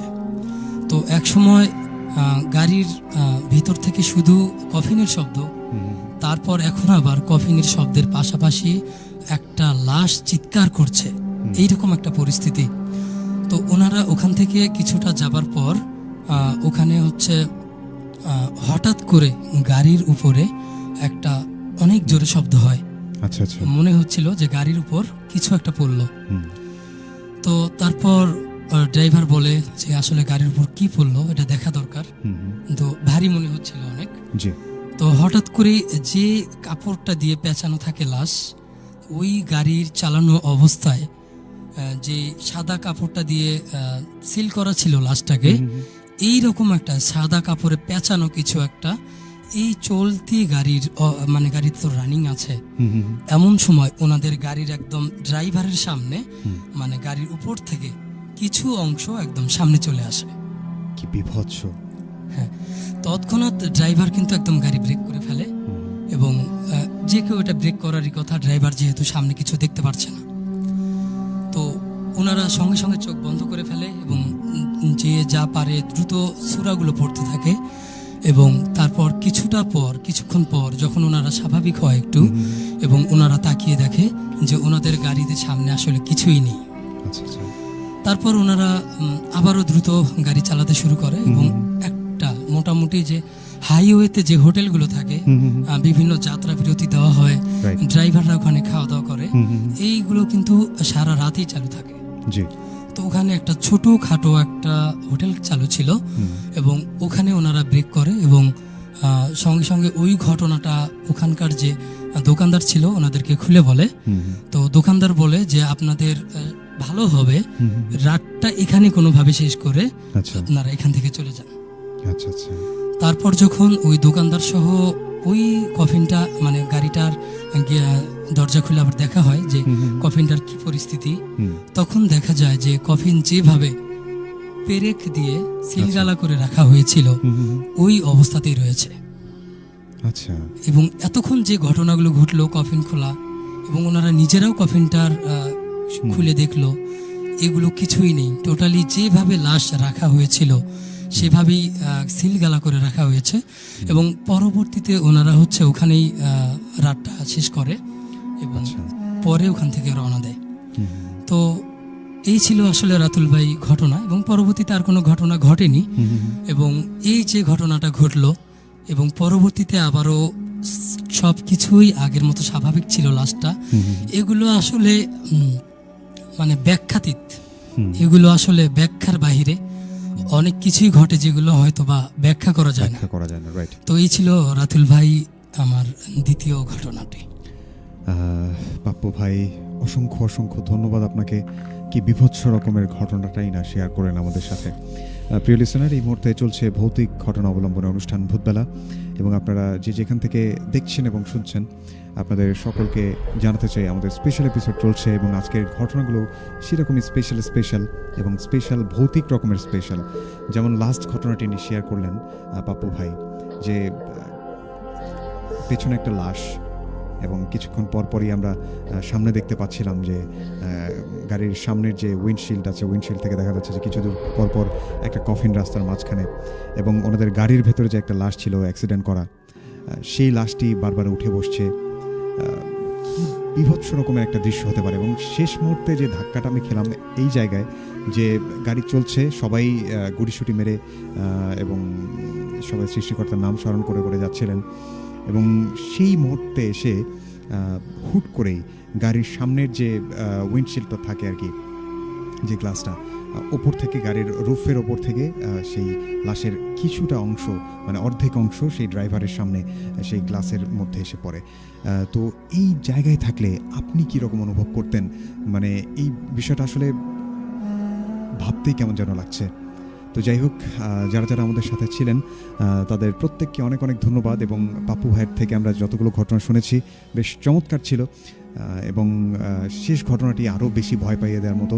এবং প্রথম থেকে যদি বলি, আমাদের প্রথম ইমেলটা ছিল আরিফুল ইসলাম ভাইয়ের পাঠানো, এবং সেই মেইলটা ছিল একটা মাছ ধরা কেন্দ্রিক ঘটনা। মাছ ধরা কেন্দ্রিক বলতে উনি রাত্রেবেলা একটা সেচ পাম্পের দায়িত্বে ছিলেন ওনার নিজেদেরই, এবং সেখানে উনি ড্রেনের লাইন যখন ঠিক করতে যান তখন একটা মাছ দেখতে পান জমিতে, এবং সেটাতে তিনি তার হাতে থাকা কোদাল দিয়ে কোপ দেন, এবং সেটা ছিল আসলে মূলত একটা জিনের সন্তান, এবং সেটা ইনস্ট্যান্টলি সেখানে মারা যায়। এবং সে মারা যাওয়ার পর তার বাবা তাকে বিভিন্নভাবে ভয় দেখায়, এবং একটা সময় পর তাকে ক্ষমা করে দেন। কিন্তু তার সাথে যে এই ঘটনাটি ঘটেছে, এটা এই সময় দেখা যায় যে আমাদের এই উত্তরাঞ্চলে যে বিভিন্ন সময়, অর্থাৎ গ্রীষ্মকালে আমাদের এদিকেও ধান চাষ করা হয়, এবং এই মুহূর্তগুলোতে আসলে অনেকেই আছেন যে রাত্রেবেলা সেই সেচ পাম্পের দায়িত্বে থাকেন।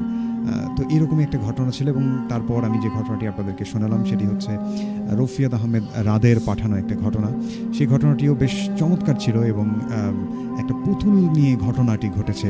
এবং একটা শখ করে একটা পুতুল কিনলেন আপনি আপনার ছোট বাচ্চার জন্য, এবং সেটা বাসায় রাখলেন, এবং খুব স্বাভাবিকভাবে আপনি নিয়ে আসলেন, এবং তারপর দেখা গেল যে সেটার সাথে অস্বাভাবিক কিছু একটা ঘটছে। যেমন রাত ভাই যে ঘটনাটি আমাদেরকে পাঠিয়েছিলেন, সেখানে মিম নামে একটা মেয়ে সেই পুতুলটি তার নানু বাসায় আসার আগে কিনে নেয় রাস্তা থেকে, এবং সেই পুতুলটির চুল ছিল কাঁধ পর্যন্ত, এবং সময়ে যখন অতিবাহিত হয় সে নানু বাসায় আসার পর একটা নির্দিষ্ট জায়গায় রাখে, সবাই দেখে অনেক পছন্দ করে পুতুলটি, এবং তার পরদিন সকালে উঠে দেখে সেই পুতুলটির চুল ধীরে ধীরে বৃদ্ধি পাচ্ছে, এবং একটা সময় পর কি বিভৎস রকমের একটা ঘটনাই না ঘটে গেল তাদের সাথে। তারপর আমি যদি আরও একটু বলি, বরকত ভাইয়ের ঘটনাটি, এটি আসলে একজন ডোমের সাথে ঘটে যাওয়া ঘটনা। মানে আপনারা তো শুনলেনই, আমি আসলে তারপরও বারবার বলাটা উচিত নয়, কিন্তু তারপর আমার কাছে বলতে হচ্ছে যে একজন ডোম যিনি অস্বাভাবিকভাবে সাহসী, এটা আসলে তাই তো পাপ্পু ভাই?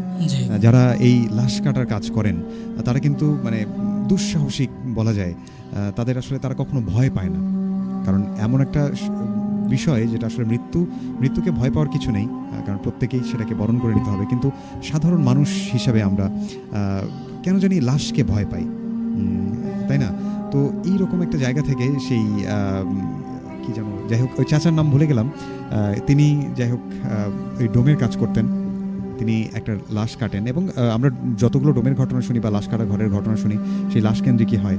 তো যাই হোক এই ঘটনাটির মানে এই অংশটা আমি ছেড়ে দিলাম যে নর্মাল, যে উনি লাশ কাটছেন, খুব স্বাভাবিকভাবেই লাশটি হয়তো বা নড়ে উঠলো, তিনি ভয় পেলেন। তো এরপরে তিনি যখন তাকে পানি ছিটা দিয়েছিলেন এবং সেই লাশটা নাকি তার কানে ফিসফিস করে বলেছিলেন যে আমাকে ধীরে কাটো, তো সে তার কাজ সম্পন্ন করে যখন ফিরে যান এবং কিছুদিন পরে তার সাথে রাস্তায় একটা ঘটনা ঘটে যে হুট করে তিনি চলছেন, সামনে একটা বিড়াল আসলো এবং বিড়ালটাকে তিনি তোলার জন্য মানে সাইকেলের নিচে পড়েছেন, সেটাকে ওঠানোর জন্য যখন নিচে মানে হেলে পড়েন তখনই তার কাঁধে একটা ঠান্ডা হাতের স্পর্শ পান। তো এখন শীতকাল, আমরা ঠান্ডা জিনিসকে খুবই ভয় পাই, তো এখন আসলে মানে আমার কাঁধেও যদি কেউ ঠান্ডা হাত নিয়ে স্পর্শ করে আমিও ভয় পেয়ে যাব। তো যাই হোক, যদিও সময় একেবারে শেষের দিকে, তাই আসলে এই কথাগুলো আপনাদের সাথে ডিসকাস করছি। তো ওই মুহূর্তে তিনি যখন পেছনে ঘুরে দেখেন, আসলে চমকে যাওয়ার মতো একটা বিষয় দেখেন, যে লাশটা তিনি কেটেছিলেন সেই লাশ কাটা ঘরে সেই লাশটাই কিন্তু তাকে বলছেন এবং তাকে প্রতিশোধ নেয়ার জন্যই আসলে সেখানে এসেছিলেন, যে তাকে ঠান্ডা পানির ছিটা দিয়েছিলেন এবং তাকে জোরে জোরে কেটেছেন, তার প্রতিশোধ হিসাবে তাকে তিনি পুকুরে চোবাবেন, মানে এমন একটা ইচ্ছা থেকে তাকে পুকুরেও ফেলে দিয়েছিলেন। এটা ছিল একটা ঘটনা। তো এই সবগুলো ঘটনার আসলে আমি মানে একটা সারসংক্ষেপ আপনাদেরকে শোনালাম, আবারও যারা অনেক পরে আমাদের মাঝে যুক্ত হয়েছেন তাদের জন্য বললাম। এবং সর্বশেষ যে ঘটনাটি আপনারা শুনেছেন পাপ্পু ভাইয়ের থেকে, এটি ছিল এক্সট্রিম লেভেলের ভয়ানক, আসলে মানে কি বিভৎস রকমের ঘটনাটাই না ঘটেছিল। আমি যদি সেখানে থাকতাম আসলে আমার পক্ষে সম্ভব হতো না আর কখনো মানে কোনো গাড়িতে ওঠা বা সামনে বসা, বা এটা আসলে অস্বাভাবিক একটা বিষয়। তো যাই হোক, কার কাছে কেমন লেগেছে আপনারা আমাদেরকে জানাতে পারেন। আর আজকের স্পেশাল একটা আয়োজন ছিল, আমি স্পেশালভাবে সকলকে ধন্যবাদ জানাতে চাই। শুরুতে যারা মেইল পাঠিয়েছেন, আরিফুল ইসলাম ভাই, রফিয়াদ আহমেদ রাত, আমি তানভীর প্রধানের কাছে ক্ষমা প্রার্থী, কারণ ওনার মেইলটি আমি আজকে সিলেক্ট করেছিলাম, ওনার কালো জাদুর একটা ঘটনা ছিল। তবে সব কিছু ঠিকঠাক থাকলে আমরা আগামী বছরের 2026-এর প্রথম এপিসোডটি, সেটিও আমাদের নতুন বছরকে যেহেতু বরণ করে নেব, সেটিও স্পেশাল এপিসোডের থেকে কম নয়। সেই ঘটনাগুলো বেশ চমৎকার, আপনাদের সকলের শোনার আমন্ত্রণ রইল। এবং তারপরে আমরা বরকত ভাইয়ের মেইল শুনেছি এবং আমাদের সাথে পাপ্পু ভাই ছিলেন। তো সকলকে আসলে ধন্যবাদ দিতে চাই যে তারা বা আপনারা, মেইন কথা আমাদের অডিয়েন্স যারা, পাপ্পু ভাই এসেছেন, উনিও একজন অডিয়েন্স, কিন্তু তার মধ্যে থেকে উনি একজন স্টোরি টেলার হিসেবে আমাদের মাঝে আজকে এসেছেন। এবং যারা পাঠিয়েছেন ঘটনা তারাও খুব চমৎকারভাবে লিখেছেন, তারাও একজন স্টোরি টেলার। তো আসলে আপনারা আছেন বলেই ভূতবেলা কিন্তু বেঁচে আছে, আপনারা ভালোবাসেন বলেই ভূতবেলা কিন্তু প্রতি বৃহস্পতিবার ফিরে আসে, এবং আপনাদের সাথে নিয়েই সেই 2017 সাল থেকে আজ পর্যন্ত ভূতবেলা চলছে। যদিও শুরুতে গল্পটা ছিল এরকম যে ভিজুয়ালি ছিল না, কিন্তু এখন ব্যাপারটা ভিজুয়াল। তো যাই হোক, আপনারা অনেকেই দেখছেন এখন, জেলার বাইরে থেকেও আমাদেরকে শোনেন, দেশের বাইরে থেকে শোনেন। তো আপনাদের প্রত্যেককে সাথে নিয়ে আমরা যেহেতু বছরের শেষ ভূতবেলা, কিন্তু এই ভূতবেলায় শেষ ভূতবেলা নয়, আমরা আবারও নতুন বছরে পদার্পণ করব। আর খুব স্পেশালভাবে থ্যাঙ্কস জানতে চাই শাহাদুলকে, এবং সেই সাথে সমগ্র আমাদের রেডিও সারাবেলার যে অডিয়েন্স এবং ভূতবেলার যে সকল লিসেনার আছেন সকলকে অনেক অনেক ধন্যবাদ। এবং এই পুরো ব্যাপারটা আমাদের সাথে, পুরো অনুষ্ঠান জুড়ে আমাদের সাথে বসে থাকেন কমল দাদাকেও ধন্যবাদ না দিলেই নয়, উনি আমাদের অনুষ্ঠানের প্রযোজক। তো যাই হোক, সর্বোপরি সবাই ভালো থাকবেন, সুস্থ থাকবেন, সকলকে নতুন বছরের অগ্রিম শুভেচ্ছা, হ্যাপি নিউ ইয়ার, শুভ নববর্ষ তো বলা যাবে না। তো সবাই ভালো থাকুন, আমরা ঠিক আগামী বৃহস্পতিবার রাত 9:05 আবারও ফিরে আসবো আপনাদের মাঝে।